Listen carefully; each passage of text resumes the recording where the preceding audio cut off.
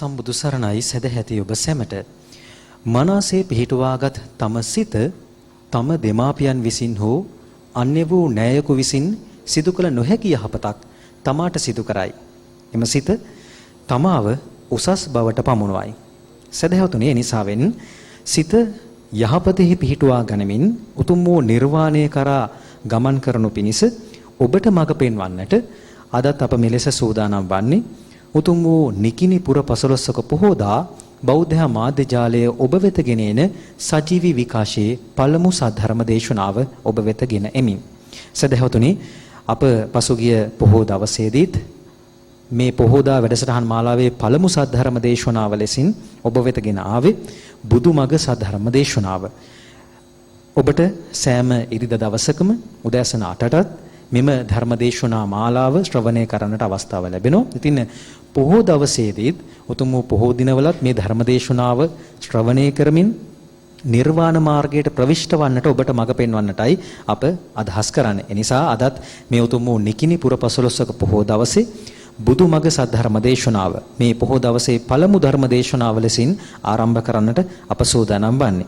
ඉතින් මේ දේශනාව පවත්වනු පිණිස සකල ලෝවැසි බෞද්ධයන් වෙත මෙත් සිතින් යුතුව ධර්ම සභාවට වැඩමවා වදාලා අනුරාධපුර ගලෙන් බිඳුණු ඇව ලබුනෝරුව කන්ද ආරණ්‍ය සේනාසනයේ ධර්මාචාර්ය අවසරයි පූජනීය මාන් කඩවල සුදස්සන ගෞරවනීය ස්වාමීන් වහන්සේ. අපි සියලු දෙනා ගෞරවනීය ස්වාමීන් වහන්සේ දොහොත් මුදුනත් හිතබා සාදු නාදනංවා පිළිගනිමු. සාදු සාදු සාදු. සසර දුක දකිමින් නිවීමේ අරමුණින් යුතුව බුදුමග ගමන් කරන විශ්‍රාමික ගුරු මාතාවක් ප්‍රධාන ධර්මකාමී සදැහැති පිරිසක් අද මේ දෙහෝරාවක් පුරා ඔබ වෙත ගෙන එන සද්ධර්ම දේශනාවට Tamanගේ සදැහැති දායකත්වයේ ලබාගෙන කටයුතු කරනවා. ඉතින් අපි ඒ ගෞරවනීය ස්වාමීන් වහන්සේට දෙහත් වට්ටිය පිළිගන්වන්නටත් ඒ වගේම ඊට පෙර ආතුව බුදු පියාණන් වහන්සේ වෙත මල් පූජා කරන්නටත් දායක පිරිසට ආරාධනා කරනවා.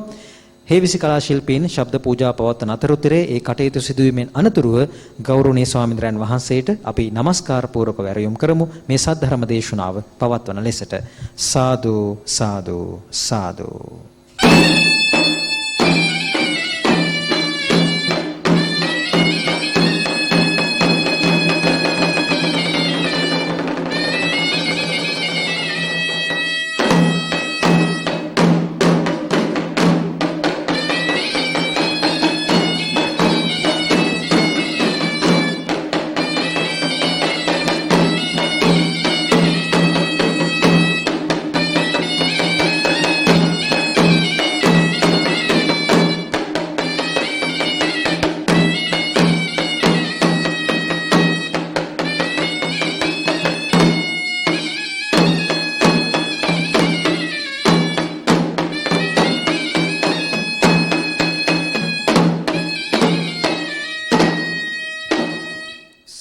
සාදු සාදු.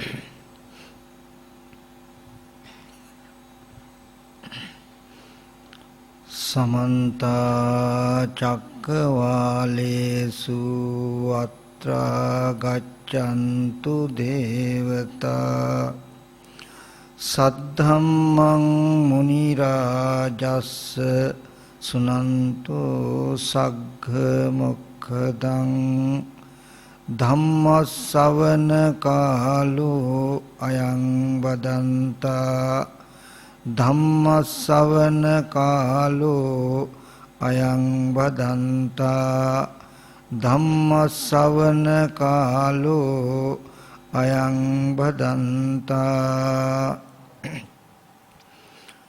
නමෝ තස්ස භගවතු අරහතෝ සම්මා සම්බුද්දස්ස.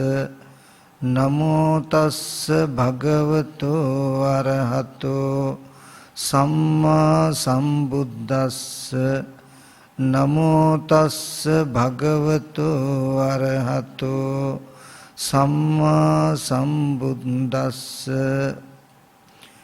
දේමාකෝ ආනන්ද ධාතියෝ සංකතාච ධාතු අසංකතාච ධාතු ඉමා කෝ ආනන්ද ද්වේ ධාතියෝ යතෝ ජානාති පස්සති එත්තාවතාපිකෝ ආනන්ද ධාතු කුසලෝ භික්ඛූති අලං වචනායාති.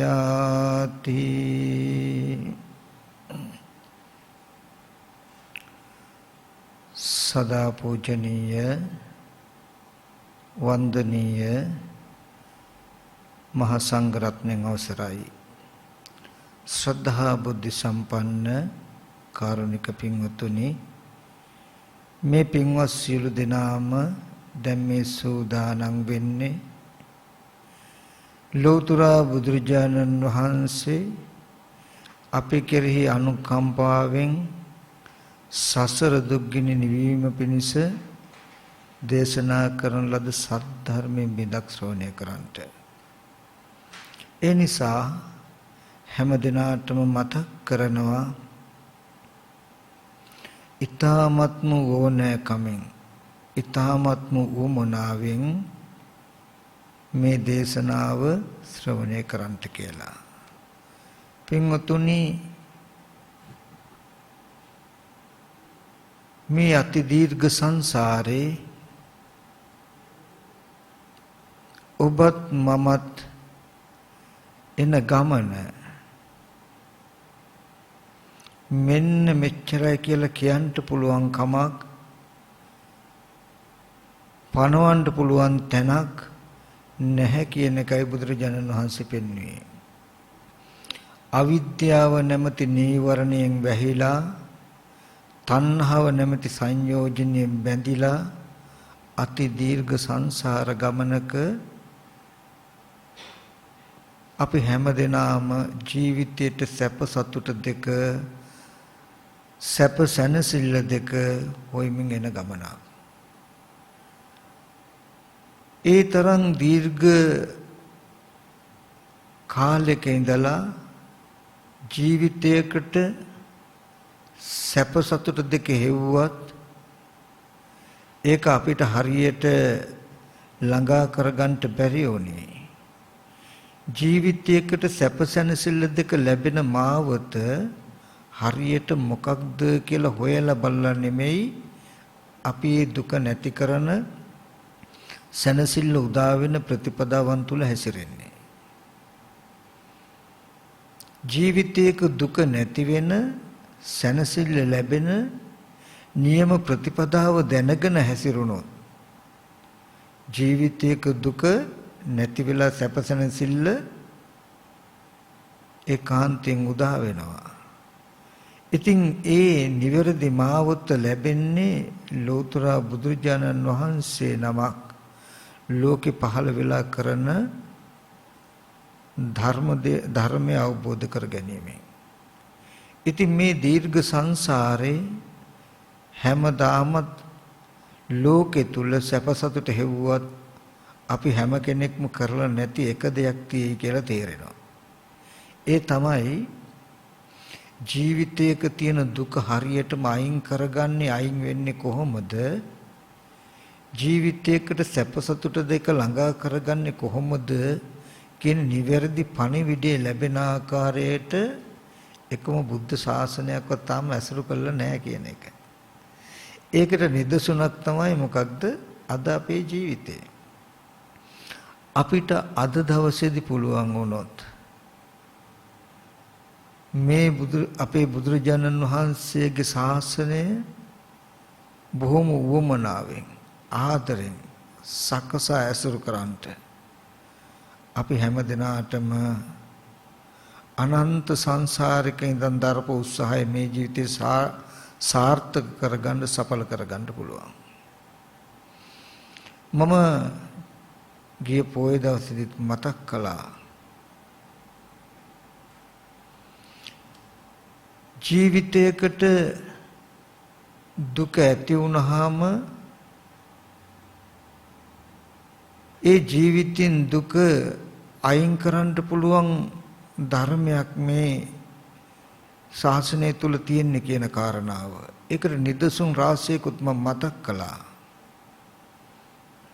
පටාචාරා වගේ අහිංසක මාතාවන්ගේ, කිසා ගෝතමී වගේ අහිංසක මාතාවන්ගේ ජීවිතවල දුක නැති වෙච්ච හැටි.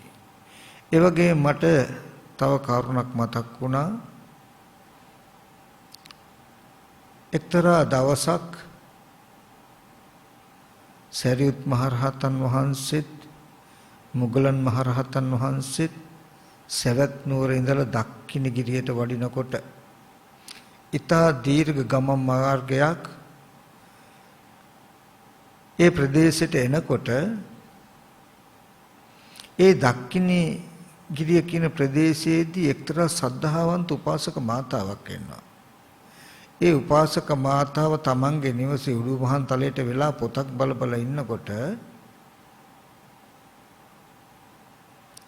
සතරවරන්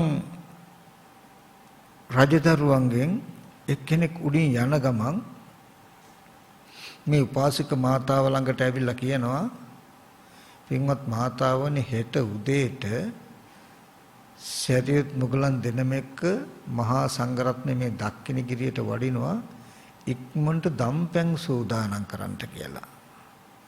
ඉතින් මේක අහගත්ත මේ උපාසක මාතාව රාත්‍රියේම අනිත් කට්ටියත් එකතු කරගෙන සරියුත් මුගලන් දෙනා වහන්සේ ප්‍රධාන මහා සංඝරත්නයට සියලුම ආකාරයෙන් උදෑසන දානය පිළියෙල කළා. පාදෝන පැම්පවා සූදානම් කරලා බලාගෙන ඉන්නවා. ඉන්නකොට උදෑසන සරියුත් මුගලන් දෙනමැතුළු මහා සංඝරත්නය දක්ඛිණගිරියට වඩිනවා. ඔක්කොම ස්වාමීන් වහන්සේලා බලනවා කිසිම වෙලාවක අපි දැනුම් නොදී මේ ප්‍රදේශයට ආවේ. අනේ මේ ගමේ ඔක්කොමලා දන්නවා. දැනගත්තේ කොහොමද කියලා අහනකොට අර උපාසක මාතාව කියනවා, මට සතරවරන් රජදරුවෝ ඇවිල්ලා මතක් කළා. ඒ වෙලාවේදී කියනවා, ඒකාන්තෙන් අద్భుත ආශ්චර්යයි මෙබඳු දෙවිවරු පවා කතා කරනව නේද කියලා. ඒ වෙලාවේදී කියනවා, ස්වාමීනි, ඒක නෙමෙයි අద్భుත, ඒක නෙමෙයි ආශ්චර්යය. මේ සිටු පවුලේ මට එකම එක පුතෙක් විතරයි හිටියේ. නොකල වරදකට රාජපුරුෂයෝ අල්ලගෙන ගිහිල්ලා මගේ ඇස් ඉදිරි පිටදී අතපය කෑලි කෑලි වලට කපලා ඒ දරුවා මැරුවා. ඒත් මගේ හිතේ එක දශමයක්වත් වෙනස් වුණේ නෑ ස්වාමීනි. අන්න ඒකයි පුදුමන්නේ, ඒකයි ආශ්චර්ය කියලා. එතකොට මේ ධර්මයෙන් ජීවිතවලට රැකවරණය ලැබිච්ච චරිත කතා, ඒ දේවල් වලින් කියන්නේ පස්චිම ජනතාව වූ ඔබටත් මටත් කදිම නිදසුන් පාඩමක්. ඒ කියන්නේ ජීවිතයක දුක ගෙවෙන්නේ දුක තියෙන ජීවිතය තුලදීම මිසක ඉන්නකම් දුක් විඳලා මරණයෙන් පස්සේ විමුක්තියක් ලැබෙන පැවැත්මක් නෙමෙයි කියන කාරණාව පෙන්වනවා. ඉතින් ඒ නිසා හැම දිනම අද දවසේදී මම මේ පෙන්වලා දෙන්න හදන දහම් කරුණු ටික ඊ타ත්ම උවමනාවෙන් ඕනෑකමින් ශ්‍රවණය කරන්න කියලා මතක් කරනවා. ඊ타ත්ම වටිනා නිවනට ඍජුවම උපනිශ්‍රය වෙන වටිනාම කරුණු ටිකක් අද දවසේදී මම පැහැදිලි කරලා දෙන්න උත්සාහවත් වෙනවා. ඔයගොල්ලෝ හොඳට මේ ටික අහගෙන හිටියොත් මේ දේශනාව අවසානයේදී ඔයගලන්ට බොහෝ අවිද්‍යා අන්ධකාරය දුරු වෙන ප්‍රඥා ලෝකය පහළ කරගන්න පුළුවන් වටපිටාවක් ලැබෙයි කියලත් මම මතක් කරනවා. පින්වතුනි, මම අද ධර්ම දේශනාවට මාතෘකා වශයෙන් ලැබුවේ බුදුරජාණන් වහන්සේ දේශනා කළ ත්‍රිපිටක ධර්මයේ මජ්ක්‍ධිම නිකායේ උපරිපන්නාසකේ කියන කොටසට අයත් බහුධාතුක කියලා සූත්‍රයක් තියෙනවා. මේ සූත්‍රයේදී සූත්‍රේන සූත්‍ර පාඨයක් තමයි මම මාතෘකාව වශයෙන් තිබුවේ. මේ සූත්‍රයේදී මුලටම තථාගතයන් වහන්සේ මෙහෙම දේශනා කරනවා. ආනන්ද මේ ලෝකේ යම් කිසි බය කියලා යමක් තියෙනවා නම් ඒ බය කියන හැම දෙයක්ම එන්නේ බාලයා කරායි පඬිතයා කරා බය ඇති වෙන්නේ. යම් කිසි උපද්‍රවයක් තියෙනවා නම් හැම උපද්‍රවයක්ම ඇති වෙන්නේ බාලයා කරායි පඬිතයා කරා ඇති වෙන කිසිම උපද්‍රවයක් නැහැ. යම් කිසි උපසර්ගයක් තියෙනවා නම් වෙහසක් තියෙනවා නම් ඒ හැම උපසර්ගයක්ම වෙහසක්ම ඇති වෙන්නේ බාලයා කරායි පඬිතයා කරා ඇති වෙන්නේ නැහැ.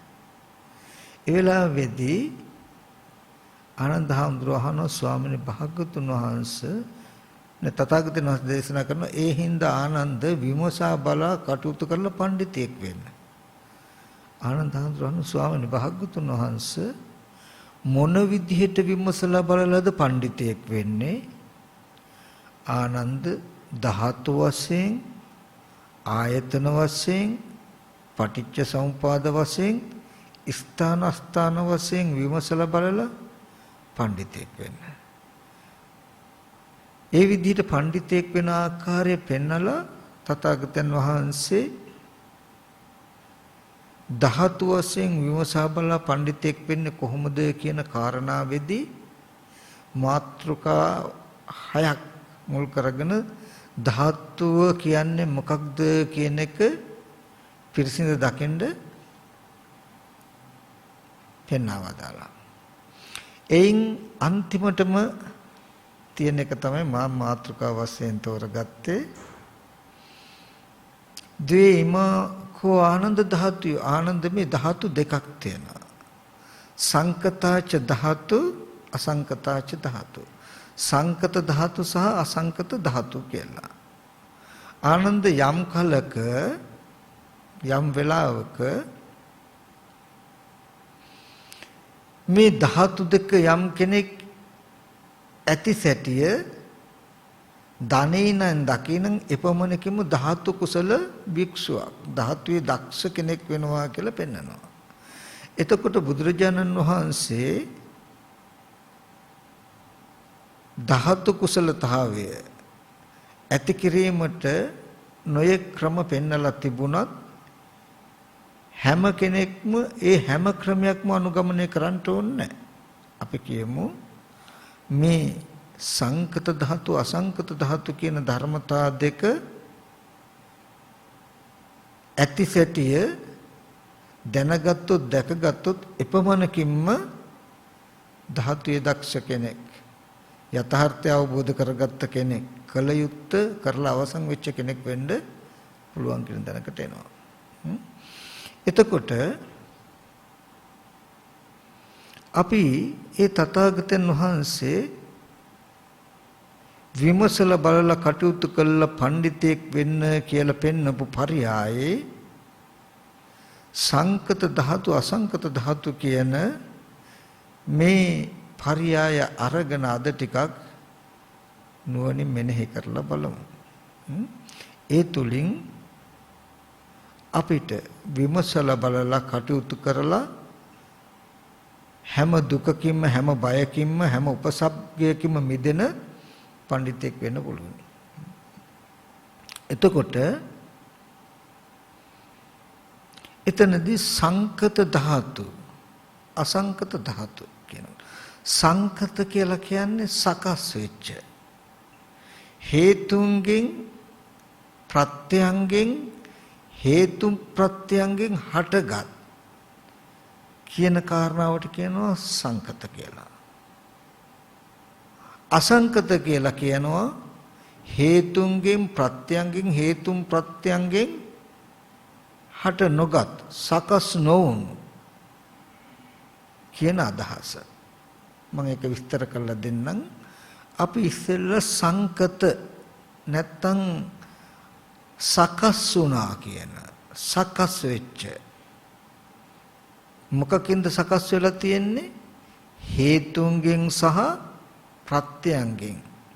හේතු ප්‍රත්‍යයන්ගෙන් සකස් වෙච්ච ස්වභාවය ඌ සංකත ස්වභාවය ඉගෙන ගනිමු. දැනට මම මේ කියලා දෙන ටික හොඳින් අහගන්න මතක තියාගන්න ඕනේ නැහැ. මේ මතක තියාගන්න කියන්නේ හොඳින් අහගන්න මතක තියාගන්න පුළුවන් ප්‍රමාණය මතක තියාගන්න. නමුත් අන්තිමටම මේ ටික කියලා දීලා ජීවිතයෙන් දුක අයින් කරන්න ඕගලන්ට කටයුත්තේ මෙන්න මේකයි කියන කාරණා මම වෙනම පැහැදිලි කරලා දෙනවා.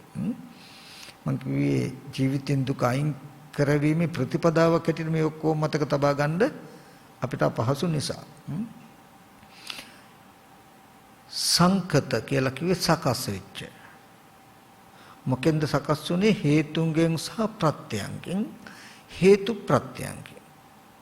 ධර්මතා තුනයි. අපි ඒකෙදී මම උපමාවක් ගන්න ඔයගලන්ට. හේතුව කියන එක ගත්තාම හැම වෙලාවෙම ඒ ධර්මතාවයට හිත ඒ තමන්ගේ බඳුම වූ යමක් උපදවන ලක්ෂණය තමයි හේතුව කියලා කියන්නේ. ප්‍රත්‍ය කියලා කියන්නේ ඕනම දෙයකට උදව් වෙන්න පුළුවන්, උපකාර කරන්න පුළුවන් සාධාරණ ලක්ෂණ තියෙන වස්තුවක්. මම උදාහරණයක් හැටියට ගත්තොත් අපි කියමු කුසල සිතක් ගන්න, අකුසල සිතක් ගන්න, අලෝභ, අද්වේෂ, අමෝහ කියන කුසල සිතට කියන හේතු කියලා. එතකොට ලෝභ, දේශ, මොහ අකුසල සිතට කියන හේතු කියලා. එතකොට ඒ සිත මොකද්ද? හේතු ප්‍රත්‍යය. අපි කියමු සතර මහා ධාතු රූපේ කියලා. රූපේ ගන්න. රූපේ ප්‍රත්‍යයයි. පඨවි, ආපෝ, තේජෝ, වායෝ කියන ප්‍රත්‍යයෙන් හටගන්නවා. ඔකට තේරෙන විදිහට නිදසුනක් ගත්තොත් අපි අඹ ගහක් ගත්තොත් අඹ ඇටයකින් හදන්නේ අඹ ගහක්ම මිසක කොස් ගහක්වත් දෙල් ගහක්වත් හදන්නේ නැහැ. ඒක හේතුයේ ස්වභාවයේ ඒ බඳුම දෙයක් හදනවා මිසක අඹ ඇටයට කියන හේතුව කියලා. ඒ හේතුයෙන් හදන්නේ මොන වගේ දෙයක්ද? අඹ ගහක්මයි. හරි. එතකොට ඔන්න අඹ ඇටේ හේතුව අඹ ගහක් හදන්න. ඊට පස්සේ ගහ හැදෙන්න තව පඨවි, ආපෝ, තේජෝ, වායෝ අපි තේරෙන භාෂාවෙන් ටිකක් ලිහිල් කරලා මතක් කළු. පස්දිය ගින සුළං හතර කියන එක ප්‍රත්‍ය වෙනවා. එතකොට පඨවි, ආපෝ, තේජෝ, වායෝ කියන සතර මහා ධාතුවත් අඹ ඇටෙත් කියන දෙකම නිසා අඹ ගහක් හැදුනහම අඹ ගහ හැදෙන්න අඹ ඇටේ හේතුව පස්දිය ගින සුළං හතර ප්‍රත්‍ය. අඹ ගහ හේතු ප්‍රත්‍යයයි. ඊට පස්සේ කොස් ගහක් හැදෙනවා. දැන් කොස් ඇටේ හේතුව පඨවි, ආපෝ, තේජෝ, වායෝ නැත්නම් සතර මහා ධාතුව ප්‍රත්‍ය.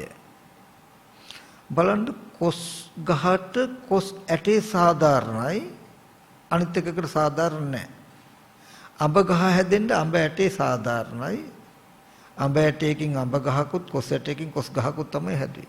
හැබැයි පඨවි, ආපෝ, තේජෝ, වායෝ කියන හතර අඹ ගහටත් උදව් වුණා, කොස් ගහටත් උදව් වුණා. ප්‍රත්‍ය හැම වෙලාවෙම අනිත් දේවල් වලට උදව් වෙන්න පුළුවනි. නමුත් හේතුව සෝජාතික පැවැත්ම සඳහා පමණයි. තේරුණා නේද? එතකොට අඹ ගහ හෝ කොස් ගහ කියනකොට ඒක හේතු ප්‍රත්‍යයයි. හේතුව අඹ ඇටේ හෝ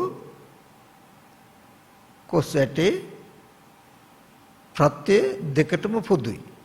ඒ වගේ අපි පුද්ගලයෙක් කෙනෙක් කියන තැනක මේ රූපය කන බොන ආහාරයෙන් හැදුණු පඨවි, ආපෝ, තේජෝ, වායෝ කියන සතර මහා ධාතුයි ප්‍රත්‍යයයි කයට. ඒ කය ඇසුරු කරගෙන පවතින මොකද්ද? පෙර අවිද්‍යා කර්මයට හටගත්ත චිත්තචෛසික ටික. මේ චිත්තචෛසික ටිකට හේතුව මොකද්ද? චිත්තචෛසික ටික හේතු ප්‍රත්‍යයයි. එතකොට අපි පුද්ගලයෙක් කියන තැනක බීජය තමයි හැම වෙලෙම හේතුව නැත්තම් කර්මය. අර කොස් ඇටේ අඹ ඇටේ වගේ මේ ජීවිතයක් හැදෙන්න හැම වෙලාවෙම බීජේ උනේ මොකද්ද? හේතුව උනේ කර්මය. මිනිස්සෙක් නම් කුසල කර්මය. එතකොට අර ගහ හැදෙන්න පටිව්‍යාපෝ තේජෝ වගේ ආහාර වගේ මේ රූපය හැදෙන්න කනබුන ආහාරය. එතකොට අඹ ගහක් කොස් ගහක් ගත්තොත් හේතු ප්‍රත්‍යයයි. ඒ වගේම අපි මිනිස්සෙක් කිව්වත් දෙවියෙක් කිව්වත් තිරසංගත සතෙක් කිව්වත් එතනද තියෙන්නේ යථාර්ථයේ හේතු ප්‍රත්‍ය. එතකොට හේතුන්ගෙන් විතරක් හැදෙන දේවල් තියෙනවා, ප්‍රත්‍යයන්ගෙන් විතරක් හැදෙන දේවලුත් තියෙනවා, හේතු ප්‍රත්‍යයන් කියන දෙකෙන්ම හැදෙන දේවලුත් තියෙනවා. මේ දේවල් වලට කියනවා මොකද්ද? ප්‍රත්‍යයෙන් කරන ලද, හේතුන්ගෙන් කරන ලද නිසා සංකතයි කියලා කියනවා. සකස් වෙච්ච කියන ලක්ෂණයක් තියෙයි. තීනිමානි භික්ඛවේ සංකතානං සංකත ලක්ඛනානං. සංකතයන්ගේ සංකතේ හඳුනගන්න ලක්ෂණ තුනක් තියෙනවා. උප්පාදෝ පඤ්ඤායති, වයෝ පඤ්ඤායති, තිතසඤ්ඤතත්තම් පඤ්ඤායති. ඉපදීමක් පෙනෙනවා.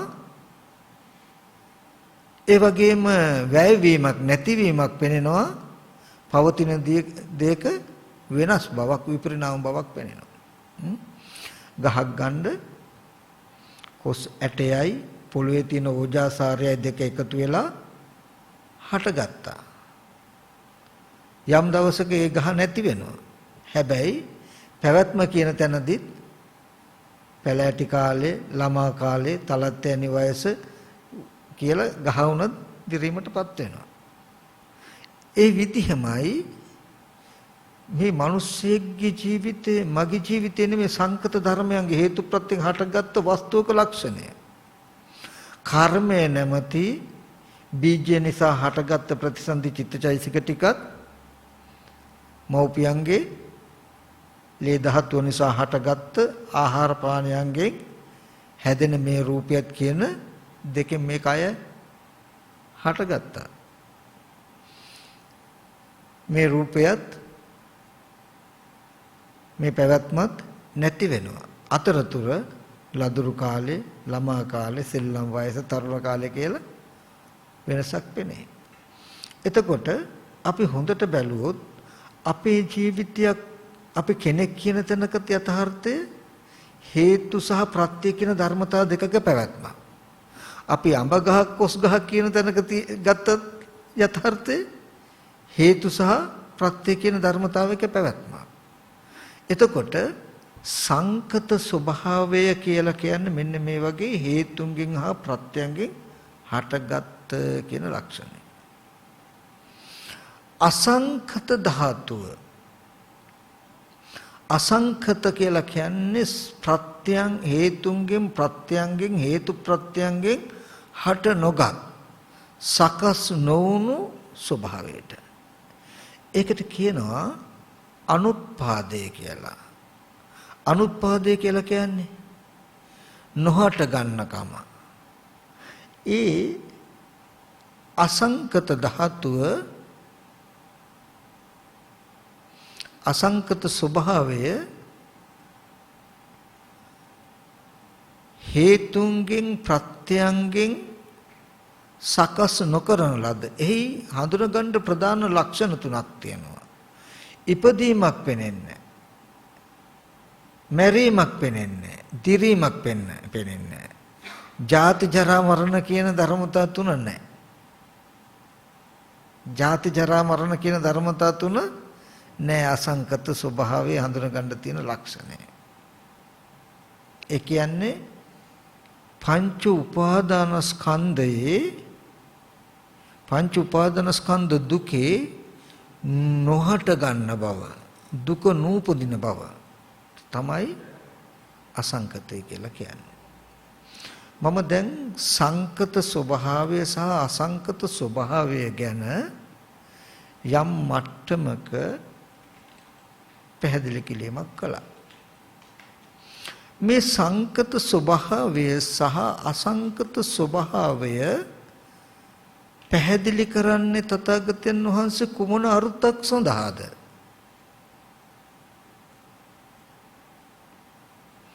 ඒ තමයි ලෝකේ තුල තථාගතයන් වහන්සේ දේශනා කළ ධර්මයේ තුල පරමාර්ථමය වශයෙන් සත්‍ය හතරක් තියෙනවා. මේ සතර පරමාර්ථ ධර්ම කියලා. චිත්ත චෛතසික රූප නිබ්බාන කියලා. අහලා තියෙනවනේ නේ? හරි. මෙතනදී චිත්ත චෛතසික රූප කියලා කියන්නේ සංකත පරමාර්ථය. නිබ්බාන කියලා කියන්නේ අසංකත පරමාර්ථය. මෙන්න මේ සංකත ධාතු අසංකත ධාතු දෙක ඉගෙන ගත්තාම සංකත පරමාර්ථ සහ අසංකත පරමාර්ථය කියන පරමාර්ථ ධර්මයන්ගේ නුවණයි අපිට ලැබෙන්නේ. සංකතය කියන්නේ මොකක්ද? සකස් වුණා කියන්නේ මොකක්ද කියන එක හොයන්න ගියාම අපිට ලැබෙනවා මොකද්ද? සංකත ධර්මයන්ගේ පරමාර්ථමය ස්වභාවය තමයි සංකත ධාතු කියලා කිව්වේ. අසංකත ධාතුන්ගේ තියෙන පරමාර්ථමය ස්වභාවය තමයි අසංකත ධාතු කියලා පිළිගන්නේ. මේ ධාතු දෙකයි කියලා සංකත ධාතු අසංකත ධාතු කියලා පෙන්වන්නේ සංකත පරමාර්ථ සහ අසංකත පරමාර්ථ කියන මේ පරමාර්ථ සත්‍ය දෙක පෙන්වන්න.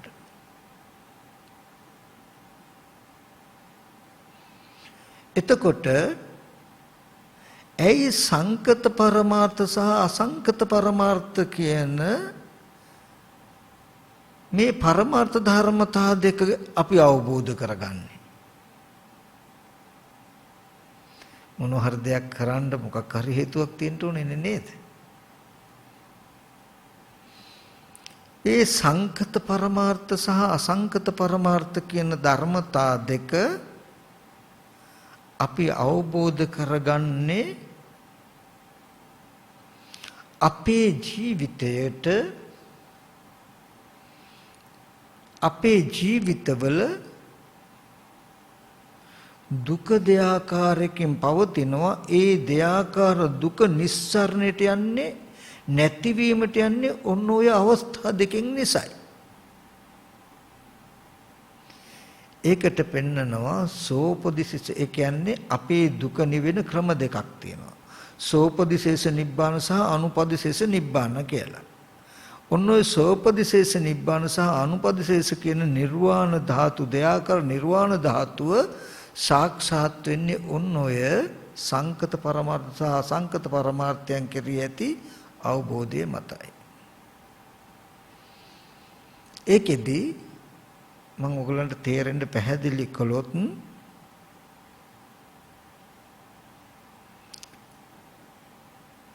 කෙලෙස් වශයෙන් ඇතිවෙන පංච උපාදානස්කන්ධ දුක අතහැරෙන්නේ සංකත පරමාර්ථය නැත්නම් සංකත ධාතු අවබෝධ වීමෙන්.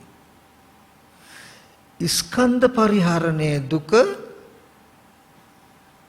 නැති වෙන්නේ අසංකත පරමාර්ථ ධර්මය අසංකත ධාතුව අවබෝධ වීම සාක්ෂාත් වීම.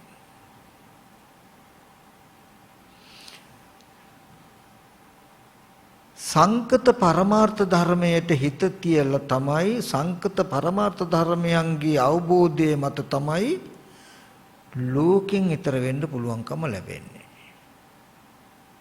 අසංකත පරමාර්ථයටපත් වෙලා තමයි ලෝකේ කෙලවර වූ දුක් වූ ස්කන්ධයන්ගෙන් මිදෙන්න හම්බ වෙන්නේ. අන්න ඒ සඳහායි මේ දෙආකාර ධාතුවේ අවබෝධය තියෙන්නේ. මම තව පැත්තකින් ඔයගලන්ට තේරෙන විදිහට යමක් ගන්නම්. අපි අසංකත පරමාර්ථයට අනුක්‍රමයෙන් පැමිණෙන ආකාරය පෙන්වන්න මේ ලෝකයේ තුල ලෝකයේ කියන තැන ප්‍රධාන වශයෙන් තියෙනවා සත්‍ය දෙකක්. සම්මත සත්‍ය සහ පරමාර්ථ සත්‍ය කියලා. මේ සත්‍ය දෙක හඳුනගන්නටත් විශේෂ ලක්ෂණයක් තියෙනවා.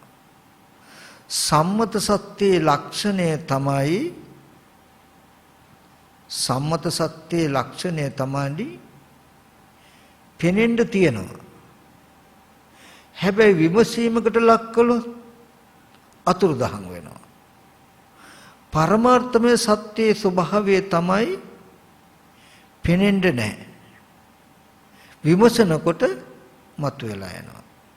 දැන් අපිට සම්මත සත්‍ය මේ ඉස්සරහන් උපාසක මහත්තයෙක් ඉන්නවා, තව මිනිසෙක් ඉන්නවා කියන එකක් අපි හිතුවොත් හිතනදී ඇත්තයි.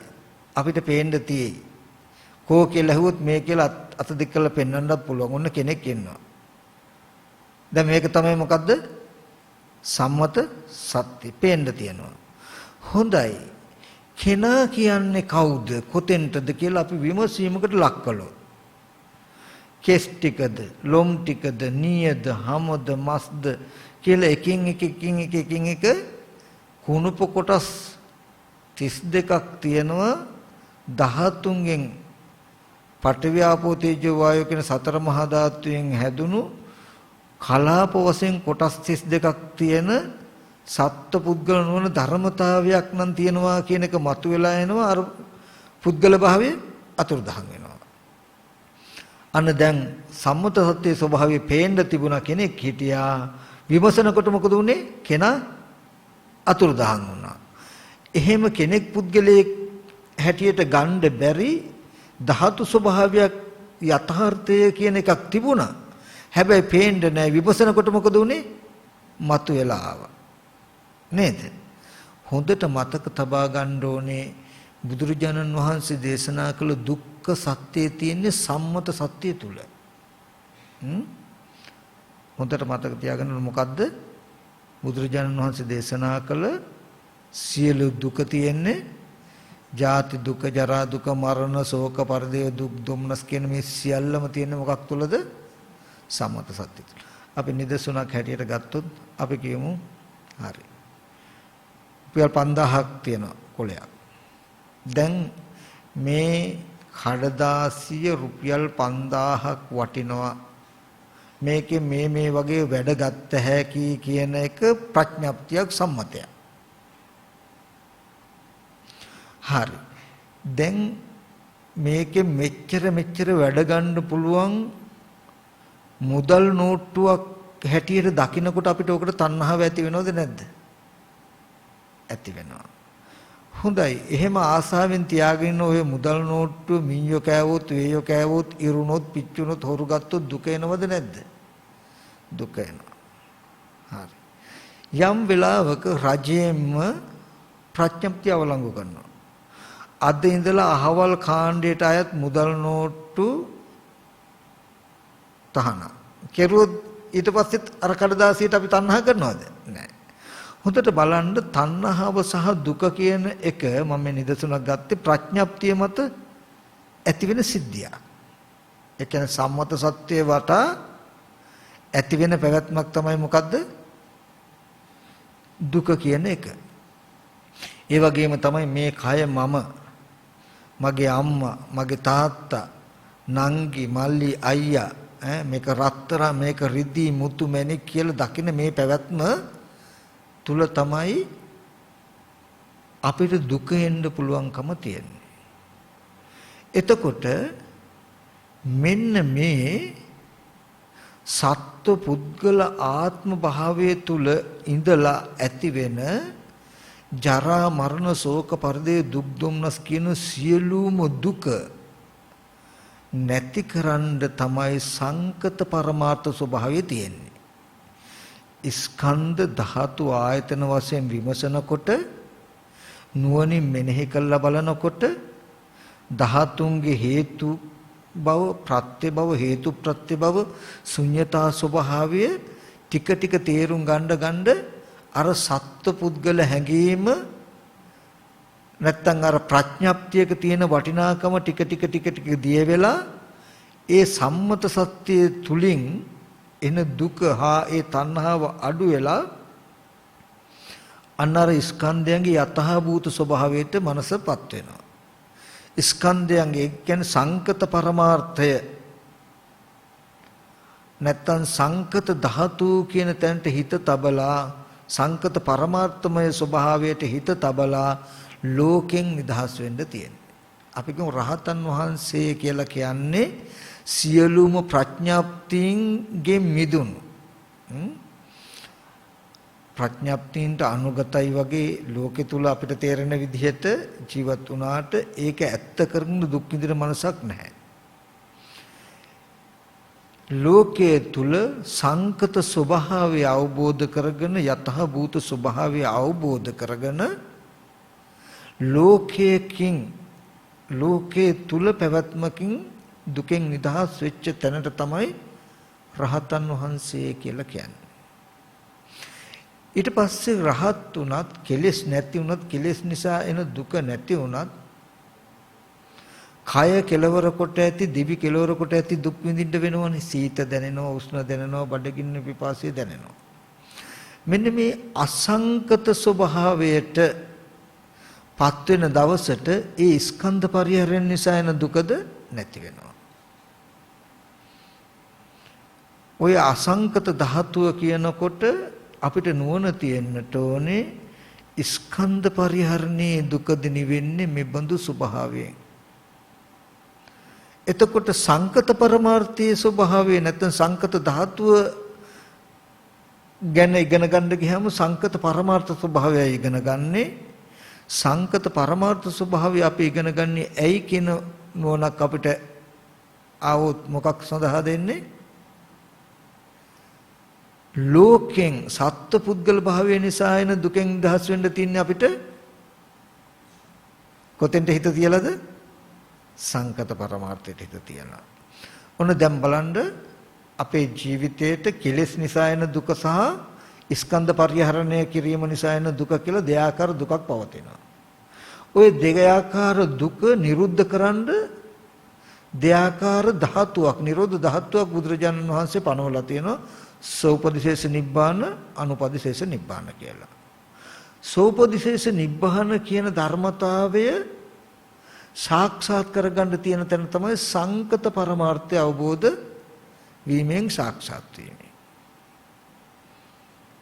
අනුපදිශේෂ පරිනිර්වාණය කියන ටිකටපත් වෙන්න සාක්ෂාත් කරගන්න තියෙන තැන තමයි මොකද්ද? අසංකත ධාතුව සාක්ෂාත් කිරීම. එතකොට යම් කෙනෙක් මේ ධාතු දෙක ඇති සැටිය දකින්නවා කියනකොට සංකත ධාතුව කියන්නේ සකස් නොවුණු ස්වභාවයේ ඒක කුමන අර්ථය සඳහාද? අනුපදිශේෂ පරිනිර්වාණය කියන අර්ථය සාධනය සඳහායි. සංකත ධාතුව සකස් වෙච්ච ස්වභාවයේ සංකත ධාතුවේ අවබෝධය අපිට මොකද්ද ගෙනත් දෙන්නේ? සෝපදිශේෂ නිබ්බාන. උපදිශේෂයක් ස්කන්ධ ඉතිරිය තියෙද්දි දුකේ නිවීම ලබා දෙනවා කියලා අපි මේ ධාතු දෙකත් සංකත ධාතුව මේ අසංකත ධාතුව මේ සංකත ධාතුව සහ අසංකත ධාතුවේ අවබෝධයෙන් අපේ ජීවිතවල මේ දුක් මට්ටම් ගෙවෙනව නේද කියන දැනුම අපිට තියෙන්න ඕනේ. මව් මැරීම, පියා මැරිලා, දුව පුතා මැරිලා ලෙඩ වෙලා, එතකොට තමන් ලෙඩ වෙලා, මහලු වෙලා, මරණයටපත් වෙලා, ප්‍රිය විප්‍රයෝගය, අප්‍රිය සංපයෝග කියලා යම් තාක් මේ දුකක් තියෙයිද මේ සියලු දුකේම නිස්සරණය, මේ සියලු දුක නැතිවීම නැති කරන්න තියෙන තැන මොකද්ද? සංකත පරමාර්ථ ධර්මයන්ගේ අවබෝධයට හිත තියලා. ඒ කිව්වේ අපි මාතෘකා කළ සංකත ධාතු කියන තැන පිරිසිඳ දැකලා. ස්කන්ධ පරිහරණයේ දුක මම නැවත මතක් කරන ස්කන්ධ පරිහරණයේ දුක නැති වෙනවා අසංකත පරමාර්ථයේ අවබෝධයෙන් අසංකත පරමාර්ථයේ සාක්ෂාත් වෙන දවසට. ඒ සඳහායි මේ බහුධාතුක සූත්‍රයේ ආනන්දමේ ධාතු දෙකයි සංකතාච ධාතු අසංකතත ධාතු කියලා මතක් කළේ. හරි. දැන් උතනදී තීරුම් ගන්නට හොඳ ක්‍රමයක් අපිට එනවා මේකෙදී. ඒ කියන්නේ දැන් අපි දැක්කා මේ ධාතු දෙක තියෙන්නේ දෙආකාර දුකේ නිස්සරණයක් සඳහායි කියලා මතක් කළානේ. ඒ කියන්නේ අද දවසේදී අපේ පැවැත්මට කියන්නේ ලෝකේ කියලා. සියලු ජරා මරණ ශෝක පරිදේ දුක් දුම්නස් වලින් යුක්ත වෙලා ලෝකේ සියලු බැඳුම් වලින් බැඳිලා තියෙන පැවැත්මක් අපේ ජීවිතය. එතකොට මේ ලෝකෙ මිදිලා ලෝකෝත්තර වෙන්න යන ගමනේදී ලෝකෙන් එතර වෙන්න යන ගමනේදී ඉස්සෙල්ලාම අපිට යන්න වෙන්නේ කොතෙන්ටද? ලෝකේ කෙලවරට. ලෝකේ කෙලවර කියලා කිව්වේ අනර සංකත ධාතු කියන තැන අවබෝධයට යථාර්ථයට. මෙන්න මේ සංකත ධාතුව ගැන තියෙන අවබෝධය තමයි අපේ මේ ලෝකේ තුල තියෙන සියලුම දුකෙන් නිදහස් කරලා නැවත මෙබඳු ලෝකයක් හදන්න තියෙන සමුදයෙන්ද නැත්නම් තණ්හාවෙන්ද අපිව නිදහස් කරලා දෙන්නේ. ඒකයි දුක පිරිසිඳ දකින්නකොට සමුදය දුර වෙනවා නිරෝධය සාක්ෂාත් වෙනවා කියන පරයයක් තියෙනවා. මෙතනදී මම එක කොටසක් ඕගලන්ට පැහැදිලි කරලා දෙනවා. මෙන්න මේ ටික හොඳට හිතෙන් ධාරණය කරගන්න. හිතෙන් ධාරණය කරගෙන නිතරම ඊට අනුව හිතඬ හිත මෙහෙවන්න උත්සාහවත් වෙන්න. කිසිදු වෙහෙසක් නැතුව ඔයගලන්ට මේ ලෝකේ තියෙන සියලු බැඳීනුත් අඩු කරගෙන නැති වෙලා දුකත් නිරුද්ධ වෙලා මේ ලෝකේ කෙරවලට යන්න පුළුවන්කම ලැබෙනවා. ඒකට මොකද්ද කරන්න ඕනේ අපි? ඒ තමයි ඉස්සෙල්ලාම සංකත පරමාර්ථ ස්වභාවය ඉගෙන ගන්න ඕනේ. දැන් මම ඉස්සෙල්ලා සංකත ධාතුව කියන දේ මතක් කළා. ධාතු කියලා කියන ස්වභාවය සංකත ස්වභාවය ගැන මතක් කළා. හේතුන්ගෙන් හා ප්‍රත්‍යයෙන් හේතු ප්‍රත්‍යයෙන් හැදුණු කිව්වහම සත්ව පුද්ගල නොවන පැවැත්මක් ගැන. මෙන්න මේ ස්වභාවය ඉගෙන ගත්තාම දැනගත්තාම අපිට ලෝකෙන් මිදෙන්න ඒකාන්තෙම පුළුවන්. මොකද ඒ දැනුම ඒ අවබෝධය හරහායි සම්පූර්ණ අවිද්‍යාව දුරු වෙන්නේ. හරි. එතෙන්දී අපි සංකත පරමාර්ථ ධර්මයන් කැටි කළා මම කියලා දෙන්නම්. ඒ හරහා දැන් කියලා දෙන්න යන්නේ ඔයගලන්ට මේ භාවනා කරන ආකාරය. මේ හේතුන්ගෙන් ප්‍රත්‍යයෙන් හටගත්ත පැවැත්ම තුල රූප කියලා යම්තාක් දෙයක් තියෙනම් ඒ හැම රූපයක්ම තියෙන්නේ පඨවි ආපෝ තේජෝ වායෝ කියන සතර මහා ධාතු සහ උපාදාය රූපයි කියන ටිකකින්.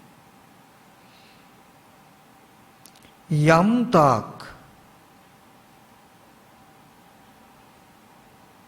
කුසල වේවා අකුසල වේවා කර්ම තියෙනං විපාක තියෙනං ක්‍රියා කියලා යමක් තියෙනං ඒ හැම සිත්වලම තියෙන වේදනා සංඥා චේතනා කියන ටිකට කියනවා චෛතසික කියලා.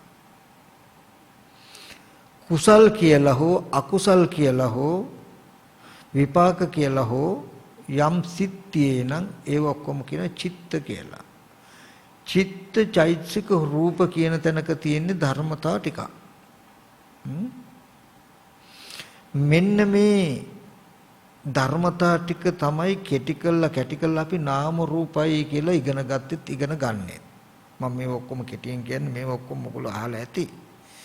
මේම උගන්නන එකෙන් මේ රූප සතර මහා ධාතුයි විදින හඳුනන කල්පනා කරන දේ සිතුවිලි හිතන දැනගන්න කම සිතයි කියලා මෙහෙම වෙන් කර කර පෙන්වන්නේ මේ තුල පුද්ගලයෙක්වත් සත්වයක්වත් සත්ව පුද්ගල ආත්මීය භාවයක්වත් නැති හේතුන්ගෙන් ප්‍රත්‍යයෙන් හටගත් ධර්මතාවයක් කියන කාරණාව කියලා දෙන්න. මේ කියලා දෙන එකෙන්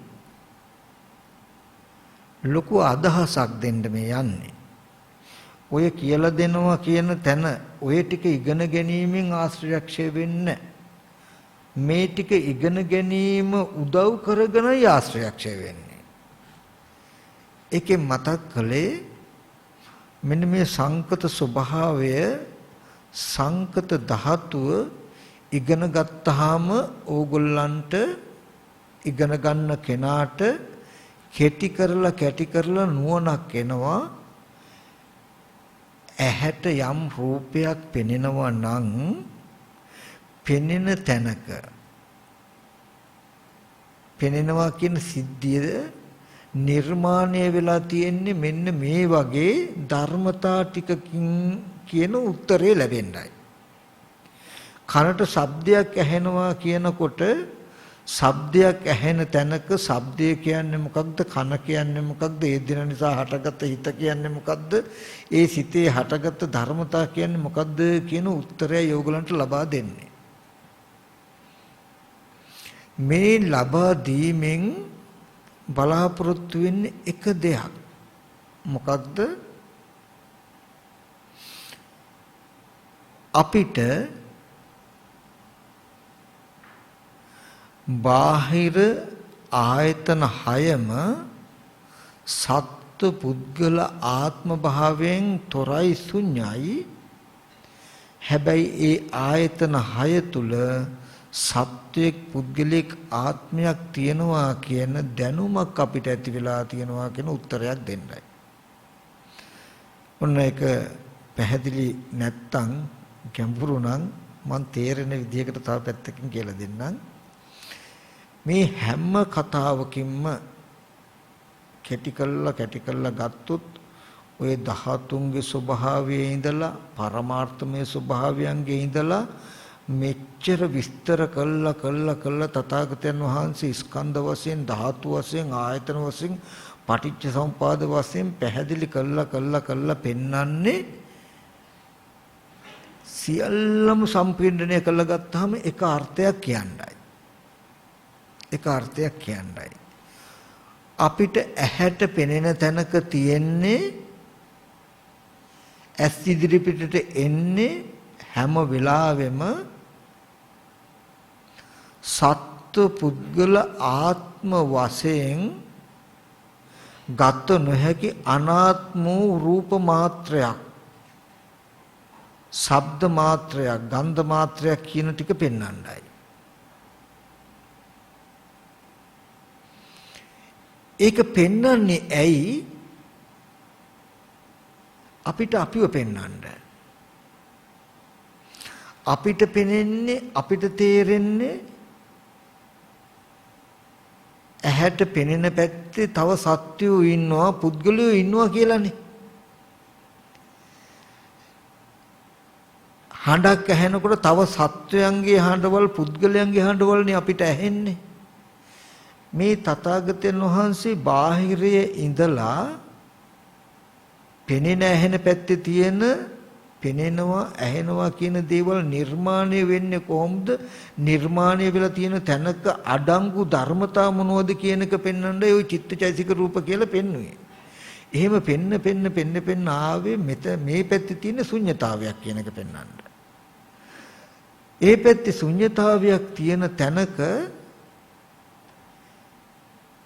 ඒ ශුන්්‍යත ස්කන්ධ ටික සත්‍යයක් පුද්ගලික කියන හැඟීමක් Tamanට ඇති වෙලා තියෙනවා කියන කාරණාව පෙන්වන්නයි. මම තව පැත්තකින් ගත්තොත් ටීවී එකේ රූපයක් පේනවනේ. හරි. බුදුරජාණන් වහන්සේ ඉස්සෙල්ලා හොඳට පෙන්වන රූපේ පැත්තේ. පෙන්නලා ඇස් ඉදිරි පිටට එන්නේ මහ භූතයන්ගේ රූපයක් වූ වර්ණ සටහන. සත්ත්ව පුද්ගල නොවන රූපෙකුයි ඇස් ඉදිරි පිටට එන්නේ. හරි. ඒ බඳු රූපයක් එනකොට ඒ රූපෙට අපි හිතනවා කොහොමද?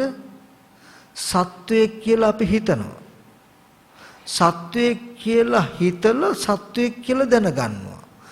සිතේ ක්‍රියාකාරී දෙකයි. සිත කියලා කියන්නේ චින්තෙන්ති විජානන්ති චිත්තං. චින්තෙන්ති විජානන්ති චිත්තං. හිතන්නේ දැනගන්නේ සිතයි. දැන් ඉදිරියෙන් තියෙන රූපයක්. හැබැයි මේ රූපේ හැදිලා තියෙන්නේ කන බොන ආහාර පාන කින ටිකෙන් කෙස්ලොම් නියද සම්මස් කියන කොටස් ටිකකින් පඨවි ආපෝ තේජෝ වායු කියන සතර මහා ධාතුන්ගේ ආපු හැඩතලයක්. හරි. ඒ රූපෙට මම හිතුවොත් උපාසකම්ම කෙනෙක් කියලා. හිතපුවාම දැනගන්න උපාසකම්ම කෙනෙක් කියලා. දැන් අර ටීවී එකේ තියෙන රූපය ඒ රූපය කෙනෙක් කියලා මට දැනුමක් ඇති වෙලා තියෙනවා. හොඳට බලන්න මේ තථාගතයන් වහන්සේ මේ පැහැදිලි කරන්න දෙන්නේ ඒක. අපි හිතාගෙන ලෝකේ කියලා කියන්නේ රූපය කෙනෙක් ඉන්න හින්දා මට කෙනෙක් කියන දැනුමක් ඇති වෙලා තියෙනවා කියලායි ලෝකයා හිතන්නේ. නමුත් බුදුරජාණන් වහන්සේ පැහැදිලි කරන්නේ එහෙම තැනකින් නෙමෙයි. රූපය අනාත්මයි. අනාත්ම රූපයට තමන් කෙනෙක් කියලා හිතලා, ඒ කියන්නේ ඒ රූපේ කෙනෙක් හැටියට තමන්ම හිතලා ඒ රූපේ කෙනෙක් කියලා තමන් දැනගන්නවා. දැන් මට රූපය කෙනෙක් කියලා පෙනෙනවා. මට රූපය කෙනෙක් කියලා දැනෙනවා. මට රූපය කෙනෙක් කියලා දැනෙන්නේ රූපේ කෙනෙක් හින්දා නෙමෙයි, රූපේ කෙනෙක් කියලා දැනගන්න විදිහට තමන් හිතපු හින්දායි කියන කාරණාව පෙන්වන්නයි. මේ සංකත ධාතුව බලන්න කියන එකෙන් පෙන්වන්නේ සංකත ධාතුව පිරිසින් දකින්න ගියාම පෙනෙන පැත්තේ තියෙන්නේ චිත්ත චෛතසික රූප කියන ධර්මතා ටිකක් පෙන්වනවා. සිත කියලා කියන්නේ හිතන්න පුළුවන් දැනගන්න පුළුවන් ලක්ෂණය. චෛතසික කියන්නේ අරමුණක් විඳින හඳුනන හිතන ලක්ෂණය. රූප කියන්නේ මහ භූත හෝ උපාදාය රූප. ඔන්න ඔය ටික තමයි පෙනෙනවා කියන සිද්ධිය තුල තියෙන. දැන් ටීවී එකේ යමක් පෙනෙනවා කියනකොට තියෙන්නේ අනාත්ම ධර්මතාව ටිකක්. පෙනෙන දෙයට තව පුද්ගලයෙක් සත්වයක් කියලා අපිට හිතන්න පුළුවන්, අපිට දැනගන්න පුළුවන්. එතකොට බුදුරජාණන් වහන්සේ පැහැදිලි කරනවා එක දෙයක්. මොකද්ද? ලෝකය කියන එක තියෙන්නේ තමන්ගේ පැත්තේ. මේ දුක හැදුණු ලෝකය නැත්තම් ප්‍රඥප්තිය සම්මත සත්‍ය කියන එක තියෙන්නේ පංච උපාදාන ස්කන්ධ ලෝකේ තමන්ගේ පැත්තේ කියන එක කියන්නයි. ඒ කියන්නේ තව සත්වය පුද්ගලයෝ ඉන්නවා කියලා කෙනාට හිතෙනව නේද? කෙනාට තේරෙනවනේ. තථාගතයන් වහන්සේ දේශනා කරන්නේ මෙච්චරයි. ඔබට පේනවා, ඔබට තේරෙනවා තව ඉස්සරහ කෙනෙක් ඉන්නවා කියලා. ඉස්සරහ කෙනෙක් ඉන්නවා කියලා තේරෙන්නේ ඉස්සරහ කෙනෙක් ඉන්න හින්දායි කියලායි අපි හිතන්නේ. නමුත් බුදුරජාණන් වහන්සේ දේශනා කරන්නේ නැහැ. ඉස්සරහ කෙනෙක් ඉන්න නිසා නෙමෙයි, ඇස් ඉදිරිපිටට හම්බ වෙන්නේ මෙන්න මේ වගේ අනාත්ම ධර්මතාවයක්. ඒ අනාත්ම ධර්මතාවයේ ආරම්භය කෙනෙක් ඉන්නව, පුද්ගලයෙක් ඉන්නවා කියලා තමන්ම හිතපු හින්දායි, හිතන හින්දායි තමන්ට කෙනෙක් ඉන්නවා වගේ පේන්නේ. අපි කියමු දැන් මේ පේන වස්තුව, අනේ මේ ඉලත් තට්ටුව ගොඩාක් වටිනවා කියලා මම හිතුවොත් මේක වටිනවා දෙයක් හැටියට මම දැනගන්නවා. දැන් මේ තියෙන වස්තුව මට වටිනවා වගේ පේනවා. එතකොට මේ වස්තුව වටිනවා කියලා මට පෙනෙනවද, වස්තුව වටිනවයි කියන එකයි වස්තුව වටිනවා කියලා මට පෙනෙනවයි කියන එකයි දෙකක්. මේ වස්තුව වටිනවා කියලා කියන්නේ මම එහෙම කියන්නේ ඇයි? මට වටිනවා කියලා පේන හින්දා. මේ ඉස්සරහා ඉන්නවා තව සත්වයේ පුද්ගලය කියලා කියන්නේ කවුද? මම. ඇයි මම කියන්නේ? මේ තව සත්වයේ පුද්ගලය ඉන්නවා කියලා මට පෙනෙන හින්දා. එතකොට මට සව සත්වයේ පුද්ගලයෝ ඉන්නවා කියන එක පෙනෙනකම මන් තුල හැදුන හැටි තමයි බුදුරජාණන් වහන්සේ ලෝකේ හැදුන හැටි කියලා කියන්නේ. ඒක පැහැදිලි කරලා දෙන්නයි මේ සංකත පරමාර්ථය පෙන්වන්නේ. ඒ කියන්නේ සංකත ස්වභාවය කියන්නේ හේතුන්ගෙන් ප්‍රත්‍යයෙන් හටගත්තා කියනකොට දිගින් දිගටම ආපු දිගින් දිගට යන ආත්මයක් තියෙනව නෙමෙයි. ඒ දේ නොවන දේවල් රාශියක් එකතු වෙලා හැදිච්ච පැවැත්මක්. දැන් අපි පුද්ගලයෙක්, සත්වයෙක්, මිනිසෙක් කියලා කියනකොට මනුස්ස නොවන කොටස් රාශියක් එකතු වෙලා හැදිච්ච රූපයක්. කේස් ලොම් නිය දත් සම්මස්නහර කියලා මේ වගේ කොටස් රාශියක් එකතු වෙලා හැදිච්ච රූපයක් තමයි මොකද්ද?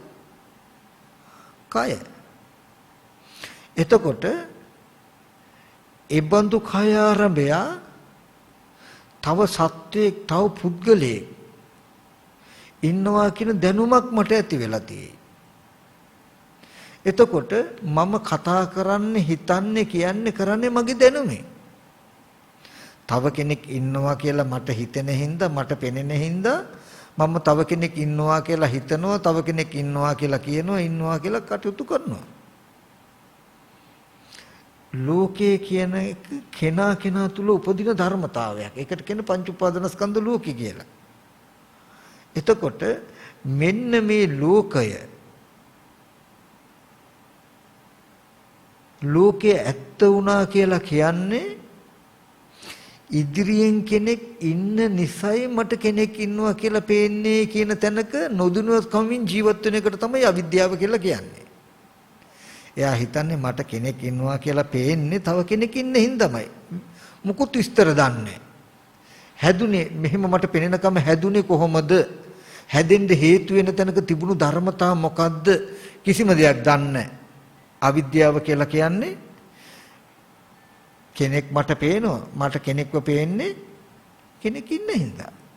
මට රත්තරන් ගොඩක් වටිනා වස්තුවක් පේනවා. මට වටිනා වස්තුවක් පේන වටිනා වස්තුවක් තියෙන හින්දා.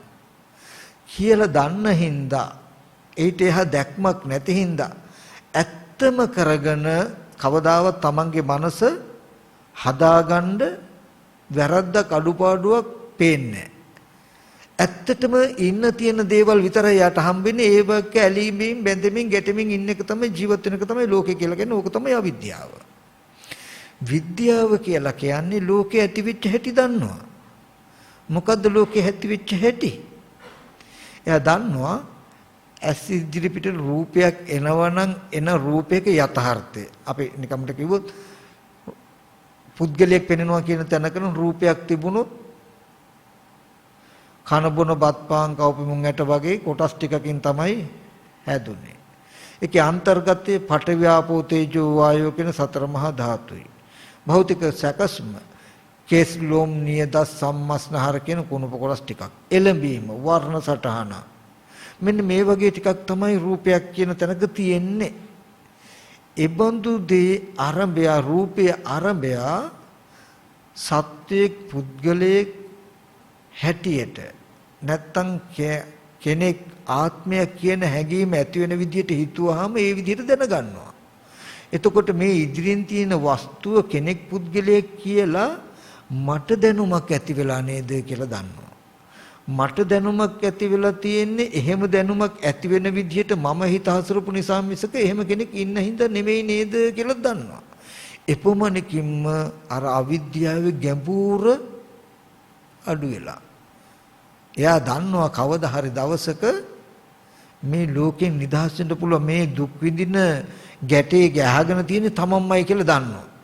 මේ රූපය වෙනස් වෙනකොට අනේ අහවල් කෙනා ලෙඩ වුණා නේද, මැරුණා නේද කියලා මට දුක එන්නේ මම ඒ රූපේ කෙනෙක් හැටියට දකින්නකම හින්දායි තාම කියන නුවණ යට තියෙනවා.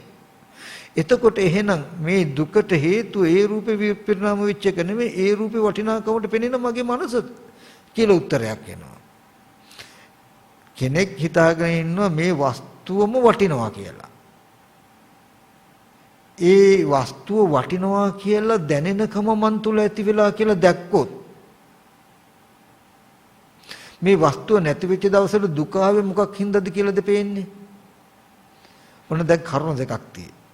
එක්කෙනෙක් ඉන්නවා මේ වස්තුවම වටිනවා, ඒක වටිනාකමත් මට දැනෙනවා. මට වටිනාකම දැනෙන්නේ මේ වස්තුව වටිනා නිසාමයි කියලා කෙනෙක් හිතාගෙන ඉන්නවා.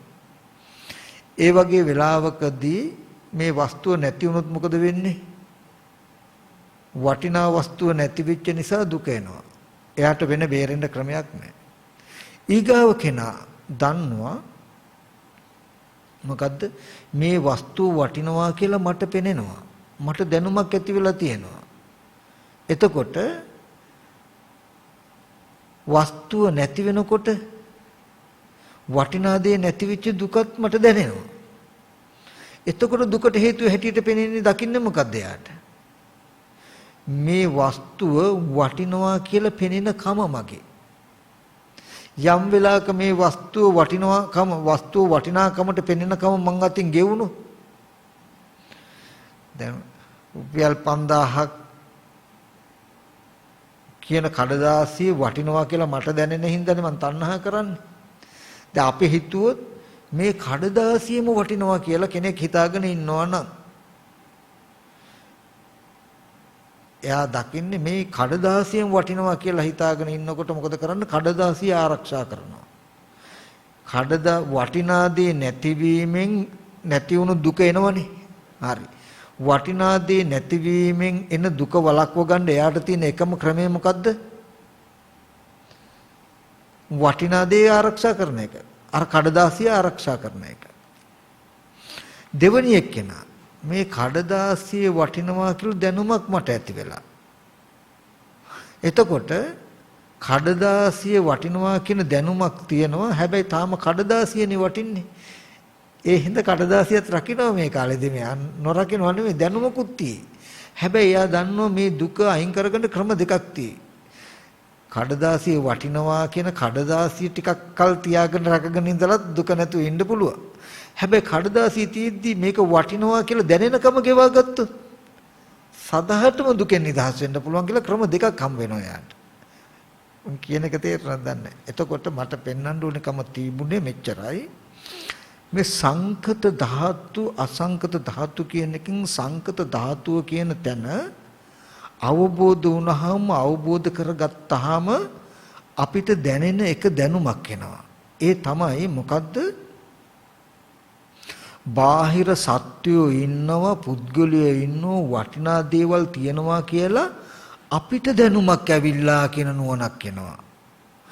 සංකත ධාතුව අවබෝධ නැත්තම් සංකත ධාතුව කියන එක මොකද්ද කියලා දකින්න නැතිකොට වෙන්නේ බාහිර සත්වයෝ ඉන්නවා, පුද්ගලයෝ ඉන්නවා, වටිනා දේවල් තියෙනවා කියන දැනුමයි යාට තියෙන්නේ. තියෙන දේවල් වලට මමත් බැඳිලා ඉන්නවා. ඉන්න අය එක්ක මමත් යාළු වෙලා ඉන්නවා වගේ තැනකින් තමයි යාට තේරෙන්නේ. ඒක තමයි ලෝකෙ කියලා කියන්නේ. නමුත් සංකත ධාතුව කියන එක තේරුම් ගන්න එයාට සංකත ස්වභාවයේ ඇති ශුන්‍යතා ස්වභාවය, ශුන්‍යත ලක්ෂණය. ඒ වගේම අපනිහිත ලක්ෂණය. අපනිහිත කියලා කියන්නේ ප්‍රාර්ථනා වශයෙන් ගත යුතු අප්‍රණදී. ප්‍රාර්ථනා වශයෙන් ගත හැකි කිසිවක් නැහැ කියන ලක්ෂණයේ ස්වභාවය තේරෙනවා. ඒක තේරෙන්නේ මොන කෙනාටද? සංකත ස්වභාවය ටික හරි අවබෝධ වෙන කෙනාට. ඔන්න ඔය අවබෝධය ලබා දෙන්නයි තථාගතයන් වහන්සේ මෙන්න මේ ධාතුන්ගේ කුසලතාවයක්, ධාතුවේ දක්ෂතාවයක් ඇති කරගන්න කියන කාරණාව පැහැදිලි කරන්නේ. සංකත ධාතුව කියන එක පැහැදිලි කර නොගත් කෙනාට කිසිම දවසක දුක කියන එක, පංච උපාදානස්කන්ධ දුක කියන එක තණ්හාව නිසා උපන්න එකක්. මේ දුකට හේතුව තණ්හාව, පංච උපාදානස්කන්ධ දුක කියන එක ලෝකේ නේද කියන කාරණාව තේරෙන්නේ නැහැ. අවබෝධ කරගන්න හම්බ වෙන්නේ නැහැ. ඒකට හේතුව එයා ලෝකය දකින්නේ පංචායතනෙ. පංචායතනෙ කියන්නේ ඇහැට එපිටින්, කනට එපිටින්, නාසයට එපිටින් ලෝකයේ කියලා යමක් තියෙන හින්දා ලෝකයේ කියලා දෙයක් තියෙනවා කියලා දැනුම මට ඇවිල්ලා කියලා හිතාගෙන ඉන්නේ. අන්නර පරම මෙතන බොහෝම සියුම්ම සිද්ධියක් මම මේ කතා කරන සිද්ධිය. ඒ කියන්නේ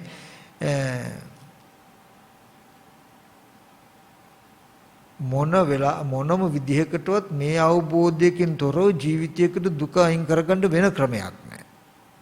ඒ කියන්නේ ටීවී එකේ තියෙන රූපය කෙනෙක්මයි කෙනෙක් ඉන්න හින්දා කෙනෙක් පේනවා කියන තැනක කෙනෙක් ඉන්නවා කියන එකයි තව ඒ රූපේ කෙනෙක් නෙමෙයි හැබැයි ඒ රූපේ කෙනෙක් කියලා මට පේනවා කියන තැනකයි කියලා දෙකක් තියෙනවා. දැන් තිරසංගත සතෙක් ටීවී එක දිහා බැලුවොත් මොකක් වෙයිද? කෙනෙක් ඉන්න හින්දාම කෙනෙක් පේනවා වගේ තැනකින් තමයි යාට තේරෙන්නේ. අපි බැලුවොත් අපිට තේරෙන්නේ ඒ රූපේට කෙනෙක් ඉන්නවා කියලා අපිට පේනවා. හැබැයි අපි දන්නවා නුවණින් ටිකක් ගැඹුරින් බැලුවොත් කෙනෙක් එතන ඉන්නවා නෙමෙයි අපි කෙනෙක් ඉන්නවා කියලා අසුරු කරලා තියෙන්නේ. ඔන්න ඔය වගේ තමයි දැන් ලෝකේ කියලා කියන්නේ. අපිට පේනවා තව පුද්ගලයෙක් තව සත්වයක් ඉන්නවා කියලා. හැබැයි දුක නිවාගත ලෝකෝත්තර වෙච්ච උත්තමයෙකුට පේන්නේ අනිත් පැත්ත. මොකද්ද? ඇස් ඉදිරි පිටේ තියෙන රූපයත් පේනවා. ඒ රූපය ආරම්භය කෙනාගේ මනසේ ගොඩනගෙන ආකල්ප සංකල්පයක් තියෙනවා. එතකොට අනාත්ම රූපයක් ඇස් ඉදිරි පිටේ තියෙනකොට ආත්ම සංඥාවක් ඇති කරගෙන ඉන්නව නේද කියන දැක්මක් තියෙනවා. එතකොට ඒ නිසා බුදුරජාණන් වහන්සේ හැම වෙලාවෙම චක්කුං අනත්තා රූපා අනත්තා සෝතං අනත්තා සද්දා අනත්තා කියලා මේ ආයතන ටික අනාත්මයි කියලා පෙන්නනවා. ඒ අනාත්මයි කියලා පෙන්වන්න පුළුවන්කම තියෙන්නේ ඒවා ආත්ම විදිහට දකිනකම කෙනාගේ මනස පැත්තේ තියෙන හිඳයි. අපි ලෝකේ කියලා කියන්නේ රූපේ පැත්තේ ආත්ම දේවල් තියෙන හින්දා ආත්ම විදිහට පේනවා වගේ තැනකින්. ඉතින් මෙන්න මේ අපිට දුක එන දුක ආපු දුක ඇති කරන හේතුව තණ්හාව හැදෙන මේ පැවැත්ම තියෙන්නේ සම්මත සත්‍ය තුල. මම අර මුදල් නෝට්ටුට උපමා කරලපු උපමාවෙම බලාගන්නකො. නෝට්ටුව ඉරුණාම දුකයි, නෝට්ටුව තිබුණොත් තණ්හාවයි. තිබුණොත් තණ්හාව නැති වුණොත් දුක. දෙපැත්තෙම බේරෙන්න බෑ. එකක් දුක වෙලා එකක් දුකට හේතු වෙලා. එතකොට ඒ සම්මත සත්‍ය නිසා එන දුකෙන් නිදහස් වෙන්න තියනවා මොකද්ද? සංකත පරමාර්ථ සත්‍ය. සංකත පරමාර්ථ සත්‍යෙට හිත තබන්න. සංකත පරමාර්ථ සත්‍ය අවබෝධ කරගන්න තමයි සංකත ධාතු අවබෝධ කරගන්නවා කියලා කිව්වේ. ඊට පස්සේ සංකත ධාතු අවබෝධ කරගෙන සම්මත සත්‍යයෙන් එන දුක අයින් කරලා වැඩ ඉන්න ජීවිතයකට කියන සෝපදිසිස නිබ්බාන. තව පර්යායකින් ගත්තාම රහතන් වහන්සේ අනුපාදා පරිනිර්වාණය කියලා කියනවා. හැබැයි ඒ උනාට කය කෙලවර කොට දිවි කෙලවර කොට ඇති වේදනාවක් විඳින්න වෙනවා. දුක් ස්කන්ධයන්ගේ ඉපදීම තාම වෙනවා. අසංකත ධාතු කියපු තැනට හිත තබලා තමයි අසංකත පරමාර්ථය සාක්ෂාත් කරගන්න වෙන්නේ. ඒ අසංකත ධාතුව සාක්ෂාත් වීමෙන් තමයි කය කෙලවර කොට දිවි කෙලවර කොට ඇති සියලු දුකත් නිදහස් වෙන්නේ. සෝපදිශේෂ නිබ්බාන අනුපදිශේෂ කියන නිබ්බාන කියන මේ දෙආකාර නිර්වාණ ධාතුව සාක්ෂාත් කරගන්න තියෙන අවබෝධී අවස්ථා දෙකක් හැටියට දකින්න සංකත ධාතු සහ අසංකත ධාතු කියන්නේ. ඒ අවබෝධයේ ඇතිවීමෙන් අනුක්‍රමයෙන් අපේ ජීවිතයේ දෙආකාරකින් දුකේ නිරෝධයට යනවා. ඒ තුලින් සමස්තයක් වශයෙන් පෙන්වන එක සිද්ධියක් අන්තිමට නිර්වචනය වෙලා තිබුණේ මොකද්ද? ලෝකය කියන එක පංච උපාදාන ස්කන්ධ ලෝකය කියන එක තමන්ගේ පැත්තෙන් බලන්න කියන එකයි පෙන්වන්නේ. මේ සියලුම කතා ටිකෙන් තථාගතයන් වහන්සේ අන්තිමටම කෙටි කළා පෙන්වන එක දෙයක් තියෙන්නේ මොකද්ද?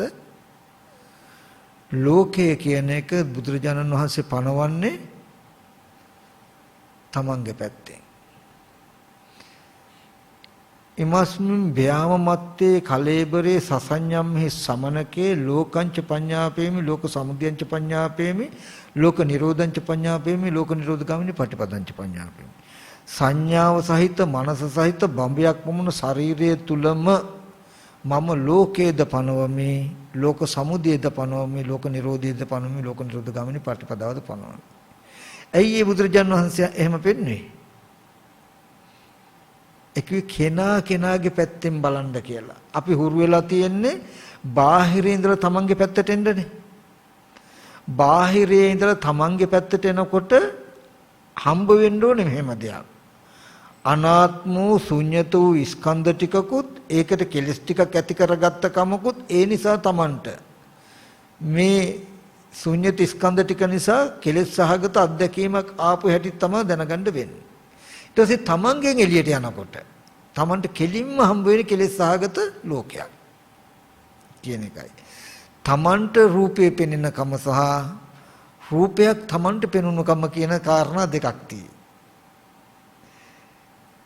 අපිට කෙලින්ම බලනකොට හම්බ වෙන්න තියෙන්නේ මොකද්ද? බලනකොට තව පැත්තෙන් ගත්තොත් උකට අපි මෙහෙම වචන කිව්වොත් බලනවා සහ පෙනෙනවා කියන සිද්ධිය. පෙනෙන්න තියෙන්නේ කොහොමද අපිට? පෙනෙන දේ අරබය දැනගන්නේ කොහොමද අපි? ඊට පස්සේ දැනගත දෙයකින් බලන්නේ කොහොමද අපි? කියන සිද්ධිය තව පැත්තකින් තියෙනවා. ඉතින් ඔගොල්ලෝ භාවනා කරනකොට ඔය ඔක්කොම කැටි කරලා මෙන්න මෙහෙම වැඩපිළිවෙලක් කරන්න.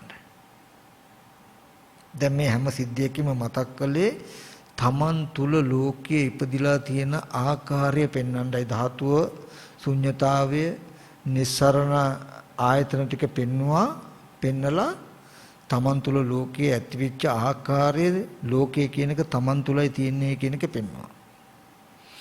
දැන් අපි භාවනා කරන්න හදනකොට භාවනා කරනවා කියලා කියන්නේ සීල සමාධි ප්‍රඥා.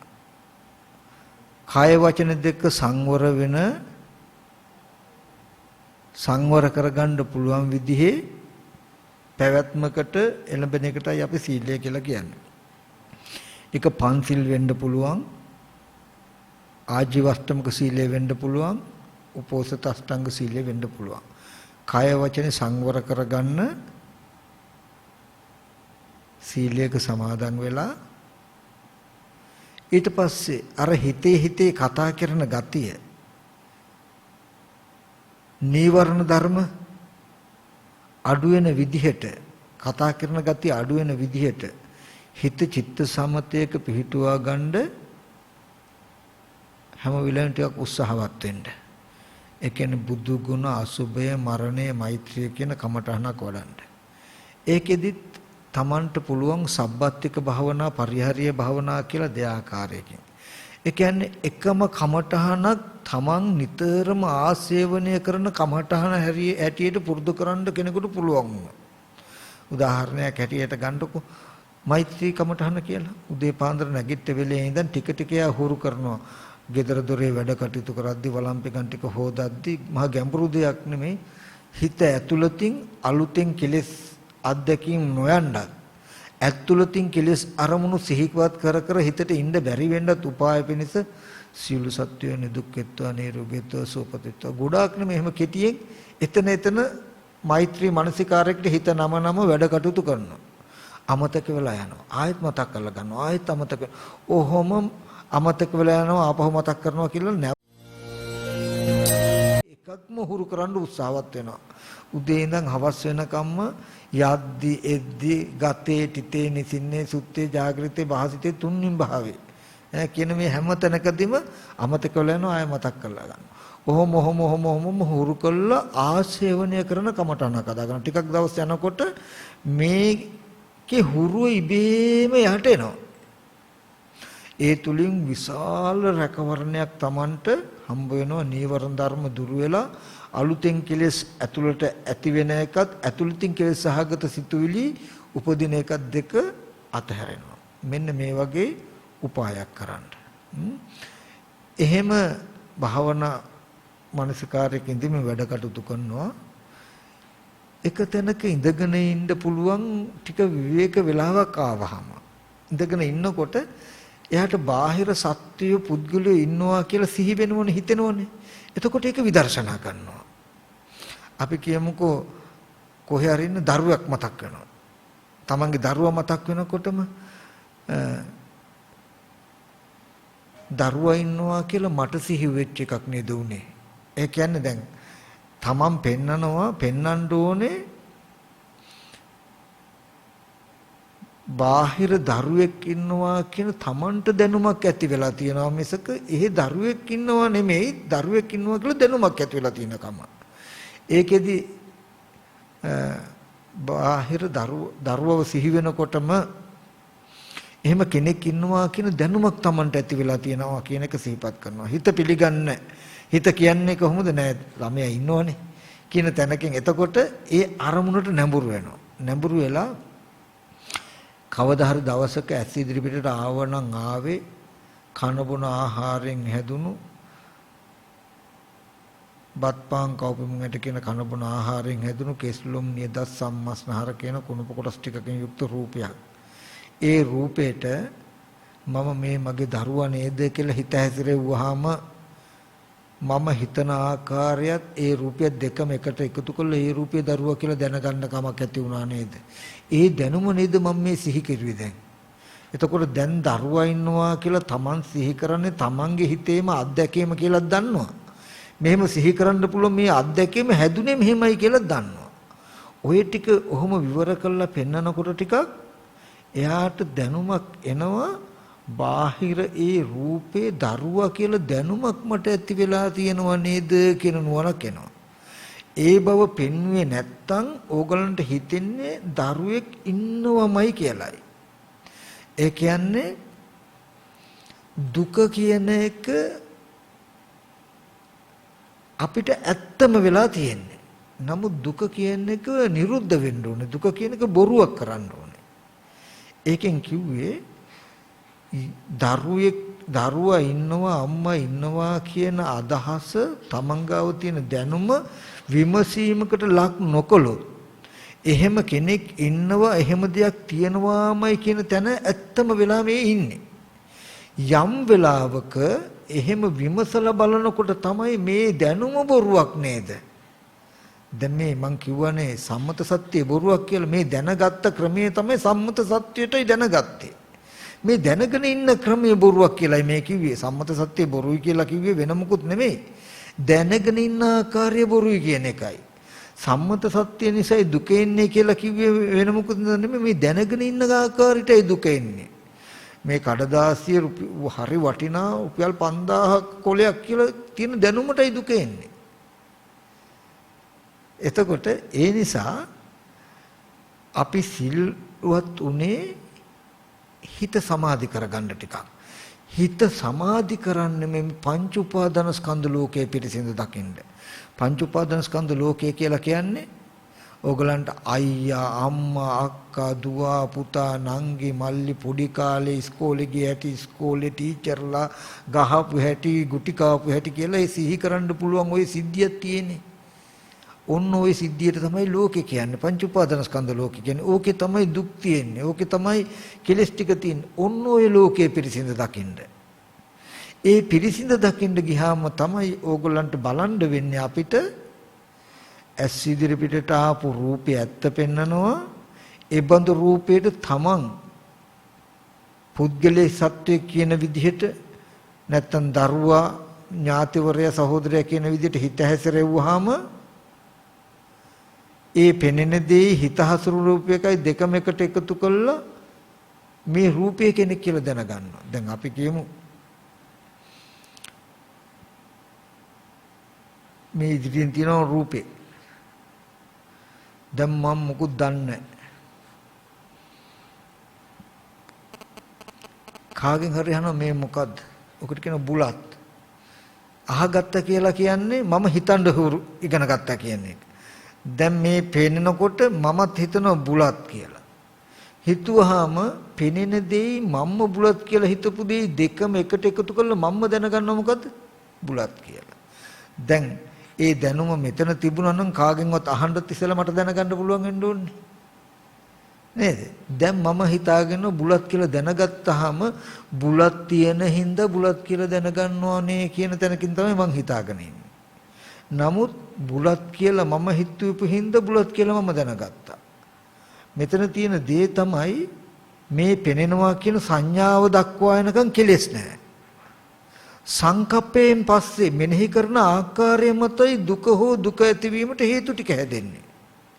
දැන් අපි යම් රූපයක් දිහා බලනවා අම්මා කියලා. කෙලෙසයක් නැහැ. නංගි කියලා බලනවා කෙලෙසයක් නැහැ. අක්කා කියලා බලනවා කෙලෙසයක් නැහැ.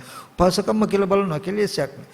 සමහර විටක බිරින්ද කියලා හරි නැත්තම් වෙන ආදරවන්තය කියලා හරි වෙන හැඟීමකින් හිත හසුරවලා බලපු ගමන් පෙනෙන සිද්ධිය එකමයි. නමුත් කෙලෙස් ඇති වෙන්න හෝ නැති වෙන්න හේතු වෙලා නේද? එතකොට පෙනෙනවා කියන තැන මට්ටමේදී කෙලෙස් ඇති වෙනවා නම් මට මේ ලෝකේ අම්මයි අම්මා අක්කා නංගි මේ බිරින්ද කියන තැන් වලින් වෙනසක් හම්බෙන්නේ නැහැ. පෙනෙනවා කියන සිද්ධිය තියෙන තැනකීම කෙලෙසයක් යන්නේ කවදා හරි දවසක. එහෙම පණවන්නෙත් නැහැ. ඒ හින්දායි මේ හැම වෙලාවෙම මම පෙන්වන්නේ දැනගන්න තැන ඉඳලායි මේ වෙනස් වෙන්නේ ලෝකේ. ලෝකේ කියන එක තියෙන්නේ එතන ඉඳලා. අපිට දුක කියන එක නිර්මාණය වෙලා තියෙන දුක ඇති වෙන තම නිර්මාණය වෙලා තියෙන එතන ඉඳලා. අර පෙනෙන මුදල් නෝට්ටුව කියන එකේ වටිනාකමට බලන කමනුත් වටිනාකමින් නොබලන කමකුණුත් දුක ඇතිවීම හා තණ්හාව ඇතිවීම කම හා දුක ඇතිවීම කියන එක වෙලා හා නොවීම වෙලා. දැන් ප්‍රඥාප්තිය තියෙනවා රුපියල් 5000ක් වටේ කියලා වටිනාකම ආරෝපණය කරලා බලනකොට තණ්හාව එනවා. නැතිනොත් දුක එනවා. අද මධ්‍යම රාත්‍රියේ ඉඳලා මේ මුදල් නෝට්ටුව අවලංගුයි කිව්වහම ඒකෙන් කලේ මොකද්ද මම? ඒ දිහා වටිනාකමින් බලන කමයි නැති උනේ. එතකොටම තණ්හාවක් නැහැ දුකක් නැත්තම් පෙනෙනවා කියන තැනින්ද වෙනස් වෙලා තියෙන්නේ මනසිකාරය කියන තැනින්ද? මනසිකාරය කියන තැනින්. ඒකයි යං සංජානාති තම් විතක්කේති යම් විතක්කේති තම් පపంచේති. හිතන දේ මතයි ප්‍රපංච හැම වෙලාවෙම ඇති වෙන්නේ. ඉතින් ලෝකය කියන එක හැම වෙලෙම ගොඩ නැගිලා තියෙන්නේ තමන් තුල. ඒ මොකද තමන් හිතන ආකාරය මත. ඒ නිසායි සීලයක පිළිටඬ සමතකමට හනකින් හිත වඩන්ඩ හිත වඩනකොට හිත වඩලා ලෝකය කියලා කියන්නේ බාහිර සත්වය පුද්ගලයෝ ඉන්නෝ වටිනා දේවල් තියනවා කියන තැන් තියෙනවනේ ඕගලන්ට. ඒව ඔක්කොම අවුස් ගන්න. සිහි කරන්න. සිහි කළා බාහිර පුද්ගලයෝ ඉන්නවනේ බාහිර පුද්ගලයෝ ඉන්නවා කියලා දැනුමක් මට ඇති වෙලා. ඒක ඇති වෙච්ච හැටි පෙන්වන්න. බාහිර වටිනා දෙයක් තියෙනවා නෙමෙයි බාහිර ඒ වස්තුව වටිනවා කියලා දැනුමක් ඇති වෙලා. කිසිම වෙලාවක වටිනාකම හෝ සත්පුද්ගල භාවي ස්කන්ධ ටිකට බාර දෙන්න එපා. කෙලස් ටිකක් නිසා Taman තුල ඇති වෙච්ච පැවැත්මක් බලන්න. එහෙම බලන්න ලෝකය කියන එක මේ සතර මහා ධාතුවෙන් ගැලවෙනවා. එතකොට කෙලස් ටික නිසා Taman තුල ඇති වෙච්ච පැවැත්මක් වෙනවා. ඉබේමයි මේ කෙලස් ටික ගෙවෙන්න දුක කියන එක නිරුද්ධ වෙන්නේ. කවදා හරි දවසක අපිට පුද්ගලයේ කෙනෙක් කියලා සිහි කරනකොට සිහි කරන මනස හසු වෙනවා නම් බාහිරයට නැඹුරු වෙන්නේ නැත්තම් අන්න එදාට කාම ලෝකෙ නිදහස්. ඕගොල්ලෝ පුද්ගලයෙක් සත්වයක් කියලා සිහි කරනකොට සිහි කරන මනස හම්බ වෙන්නේ නැතුව බාහිර සතර මහා ධාතුවට නැමී පවතින තාක් ඕරම් භාගීයයි කාමවචරයි. මම කියන එක තේරෙනවද? දැන් කෙනෙක් කියලා සිහි කරනකොට කෙනෙක් කියලා සිහි කරන මනස හම්බ වෙන්නේ නැහැ. හැබැයි කෙනෙක් කියලා පුද්ගලයෙක් කියලා සතර මහා ධාතු පැත්තට නැමෙනවා නම් ඒ තාක් කොහටද අපි ආйти? කාම භූමියට. යම් වෙලාවක කෙනෙක් කියලා සිහි කරනකොට සිහි කරන මනස හම්බ වෙනවා. හැබැයි සිහි කරන මනස හම්බ වෙන්නේ නිකන් හින්දා නෙමෙයි. රූපය හොඳට පිරිසිදු දකින්න හින්දා. රූපයත් හොඳට පිරිසිදු දකින්නවා. මේ මෙනෙහි කිරීම රූපෙට අයිති නැහැ කියන නුවණකුත් තියෙනවා. මෙනෙහි කිරීම පස්සේ නිරුද්ධයි කියන නුවණකුත් තියෙනවා. අන්න ඒ මට්ටමට එනකොට මේ හිත බැසගන්නේ රූපය කරා. එහෙන්ද කියන ඕරම් භාගයේ සංයෝජන නැහැ. උද්දම් භාගයේ සංයෝජන කියලා. ඉතින් ඒ නිසා ඔයගලන්ට මේ සංකත ධාතුව පිරිසිඳ දකින්න තියෙන තැනට යන්න ගිහිල්ලා දුක අවසන් කරන්න නම් වෙන්නේ අපිට සීලයක පිළිපදලා සමතකමඨහනකින් හිත වඩ අන්න අර විදිහට උපදින අරමුණු විදර්ශනා කරන්න. එක තැනක ඉඳගෙන ඉන්නකොට හිත හොඳට වැඩිලා නැත්නම් සිහි වෙන්නේ නැති වෙයි. හිත සමාධි ගතිය අඩු නම් බාහිර පුද්ගලයෝ බාහිර සත්වෝ එක එක දේවල් සිහි වෙයි. සිහි වෙන අරමුණු විදර්ශනා කරන්න. විදර්ශනා කරනවා කියන එකෙන් තේරුම බාහිර පුද්ගලයෙක් සත්වෙක් ඉන්නවා කියලා මට දැනුමක් ඇති වෙලා තියෙනවා. හැබැයි එතන තියෙන්නේ මෙහෙම දෙයක් කියලා දෙපැත්ත පෙන්වන එක. යාළුවෙක්ව කියලා මට බාහිර රූපේ යාළුවෙක් කියලා මට සිහි වෙනවා. මට දැනෙනවා. ඉස්සර හිතුවේ යාළුවා ඉන්න හින්දාම යාළුවා හිටියේ හින්දාම මට දැනෙනවා කියලා. දැන් ඒක අනිත් පැත්තට පෙන්වනවා. එතන තියෙන මෙහෙම රූපයක් නමුත් ඒ රූපය අරඹ මට මෙහෙම දැනගැනලක් ඇති වෙලා කියලා පෙන්වනවා. වටිනාකමට දැනෙන වටිනාකමට තියෙනවා කියලා තේරෙන දේවල් විදර්ශනා කරලා පෙන්වනවා. එහෙම දේවල් වටිනවා කියලා දැනුමක් මට ඇති වෙලා තියෙනවා කියන එක පෙන්වනවා. පෙන්නලා ආයෙත් සමතකමට අහනකින් හිත වඩනවා ආයෙත් අර විදිහට පෙන්වනවා. ওই විදිහට කරනකොට මේ ප්‍රශ්නේ සම්පූර්ණ ලෙහා ගන්න පුළුවන්. ලෙහා ගන්න තියෙන එකම ක්‍රමය උච්චරයි. ඒ කියන්නේ යම් වෙලාවක විවෘත කළ විමසලා ලෙහෙල පෙන්වුවේ නැත්තම් අවිද්‍යාව gedi පිටින්මයි එහෙමමයි ලෙහෙන්නේ. ඒ කියන්නේ සත්‍ය පුද්ගලයෝ ඉන්නෝ වටිනා දේවල් තියෙනවා කියන ඔය මනස තියාගෙන විදර්ශනා කරන්නේ නැතුව ඔගොල්ලෝ ආනාපාන සතිය හරි මොන හරි තව සමත කමටහනක් වැඩුවොත් ඒක වඩලා මේ කාම් භූමිය හම්බ වෙන්නේවත් නැති මට්ටමට ධ්‍යාන දක්වා යන්න පුළුවන්. ඒත් මේ අවිද්‍යාව නැමැති මේ සරවගිරිය ඇතුළේ එහෙමමයි. මේක හිස් වෙලා නැහැ. මේක පුපුරලා සුද්ධ කරලා ඇරියේ නැහැ. ඒ කොස්ස එහෙමම තීදි තමයි යන්නේ. මේ නොදිනත්කම එහෙම. මේ සමාධිය ඉවර වෙච්ච දවසට දිරපු දවසට ආපහු අර අවිද්‍යාව මතුවෙනවා. ඒ හින්දා මේ දුක කියන එක සම්පූර්ණම බොරු වෙන විදිහට විමර්ශනය කළා. ලෝකය කියන එක බොරුවක්ම වෙච්ච දවසට එහාට රැවටෙන්න තැනක් නැහැ. යන්න තැනක් නැහැ. අන්න ඒ වගේ තැනක මිදුනහම ඒ මිදීමක්ම තමයි. අකෝප්‍ය චේතෝ විමුක්තිය කියනවා. අර අවිද්‍යාව තියෙද්දි తాවකාලික මිදීමට කියනවා සමය විමුක්තයි කියලා.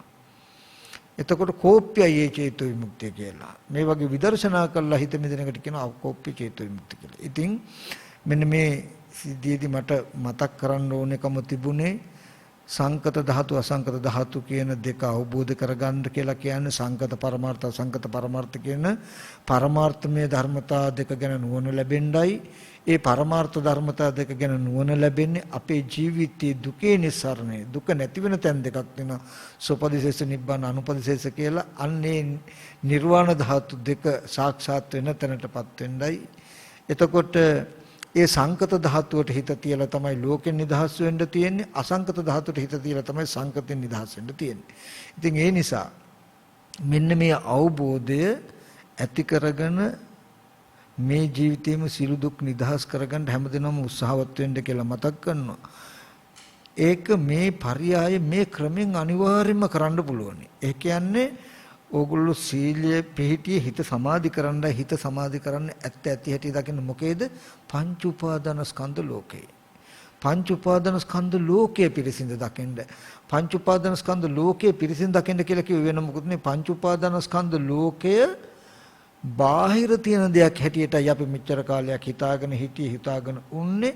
නමුත් ස්කන්ධ ධාතු ආයතන ටික මෙනෙහි කරලා බලනකොට ඒ වේ තියෙන ශුන්්‍යතාවය දකිනකොට ඒ ස්කන්ධ ධාතු ආරම්භය කෙලෙස් සහගතව අපි තුල ලෝකයේ ඇතිවෙච්ච ධර්මතාවයක් වෙන්නේ. අන්න එදාටයි මේ ස්කන්ධ ටිකේ ඇත්ත දකින්න කෙලෙස් ටික නැති වෙනවා මේ ලෝකය නිරුද්ධ වෙනවා. පංච උපාදාන ස්කන්ධ දුක සම්පූර්ණයෙන්ම නිරුද්ධයි කියලා කියන්නේ සංකත පරමාර්ථ ස්වභාවය සංකත ධාතු අවබෝධ වෙච්ච තැන. එතෙන්ට පැමිණි කෙනාට අසංකත පරමාර්ථය සාක්ෂාත් වෙනවාමයි.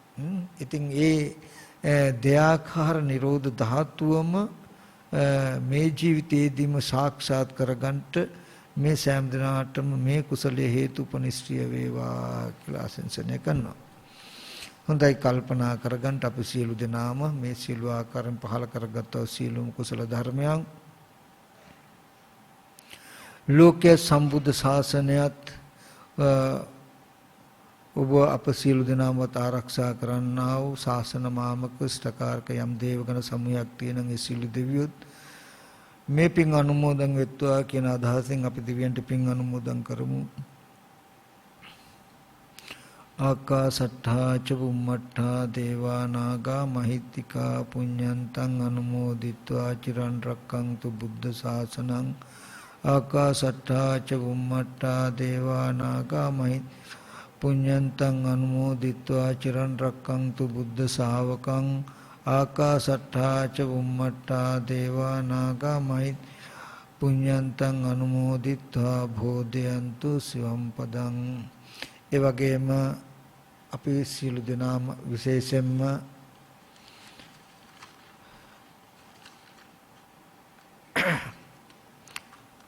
බොහෝ දිනෙකට හිත පිනිස සැප පිනිස ලෝකයට යහපත පිනිස මේ දේශනා කළ වූ දහම් පරයයට කල්යාණ මිත්‍රතාවයෙන් අද දායකත්වයේ සපයනවා. විශේෂයෙන්ම සසර දුක් සසර දුකෙන් මිදීම නිවීම අරමුණු කරගෙන බුදුමග යන විශ්‍රාමලත් ගුරු මාතාවක් ඇතුළු ධර්මකාමී සත්පුරුෂ පින්වත් පිරිසක් තමයි අද මේ සඳහා දායකත්වයේ දේශනා කරන්නේ. ඒ පින්වත් පිරිසගේ බලාපොරොත්තුවත් ඒ පිරිසට වගේම මේ ධර්ම ශ්‍රවණය කළා වූ සියලුම දෙනාගේ ලෝකවාසී සමස්තවාසී සියලු දෙනාගේ නමින් සිකාල යාත්‍රා කළා වූ මියගේ ඥාතින්ට පින් අනුමෝදන් කරන්ට. ඉතින් ඒ පිරිසගේ මියගේ ඥාතින්ට සිහිපත් කරනවා වගේම ඒ වගේම මේ බෞද්ධ නාලිකාවේ නිර්මාතෘ අපගේ ධර්මගම කුසල ධම්මා නායකයන් වහන්සේ සිහිපත් කරන ගමන් ඔබ අප සියලු දෙනාගේම නමින් සිකාල යාත්‍රා කළා මියගේ ඥාතින්ට මේ පින් අනුමෝදන් කරනවා. අනුමෝදන් වෙත්වා. එයයි දුකෙන් මිදී සපවත් භාවයට පත්වීමෙන් උතුම් නිවන සැනසෙත්වා කියලා සාදු කියලා පින් අනුමෝදන් කරන්ට. ඒ වගේ මේ පින්වත් පිරිසටත් මේ සඳහා ධර්ම ශ්‍රවණය කළා වූ සියලුම දෙනාටත් මේ කුසලය ජාතියක් ජරාවක් ව්‍යාධියක් මරණය ශෝකයක් නැත්තා වජරාමර නිර්වාණ සම්පත්‍ය සාක්ෂාත් කරගන්නට මෙම කුසල ධර්මය අපි සෑම දිනකටම උතුම් නිවන් පිණිස පාරමිතාවක්ම වේවා කියලා සාදු කියලා පින් අනුමෝදන්. සුවපත් වේවා. සාදු සාදු සාදු. සදහැවතුනි, අනේක විද දුක් කම් කටළු පිරීමේ සසරින් එතරව උතුම් වූ නිර්වාණය කරා ගමන් කරනට ඔබට මඟ කියා දෙනු පිණිස අද නිකිණිපුර පසළොස්වක පොහෝ දවසේ බෞද්ධ මාධ්‍ය ජාලය ඔබ වෙත ගෙනෙන සජීවී විකාශයේ පළමු සද්ධර්ම දේශනාව ලෙසින් බුදු මග සද්ධර්ම දේශනාව අපි එලෙස ඔබ වෙත ගෙන ආවේ. මේ පින්කමේ දායකත්වයේ ලබාගත් එසෙදැහැති පින්වත් පිරිසට දැන් ගෞරවනීය ස්වාමින්ද්‍රයන් වහන්සේ වෙත පරිස්කාර පූජාවන් සිදු කරන්නට අවස්ථාව හිමි වනවා. විශේෂයෙන්ම මේ සඳහා දායකත්වයේ ලබා දෙමින් කටයුතු කරනු ලැබුවේ සසර දුක දකිමින් නිවීමේ අරමුණින් යුතුව බුදුමග ගමන් ගන්නා වූ විශ්‍රාමික ගුරු මාතාවක් ඇතුළු ඒ සදැහැති ධර්මකාමී පිරිසක් විසින් ඔවුන් Tamanගේ පුද්ගලික නම්ගම් කිසිවක් සඳහන් නොකර මේ ගතවන සෑම මොහොතක්ම ලෝවැසියන්ට ධර්මය උතුම් වූ ශ්‍රී සද්ධර්මය දායාද කරනු පිණිස පරිත්‍යාග කරනු පිණිසම ඒ කාල වේලාවත් වෙන් කරන්නට අරමුණු කරගෙනයි එලෙස වුන් දායකත්වය සඳහන් කරමින් මෙහි දායකත්වයේ ලබා ගන්නට කටයුතු කරනු ලැබුවේ.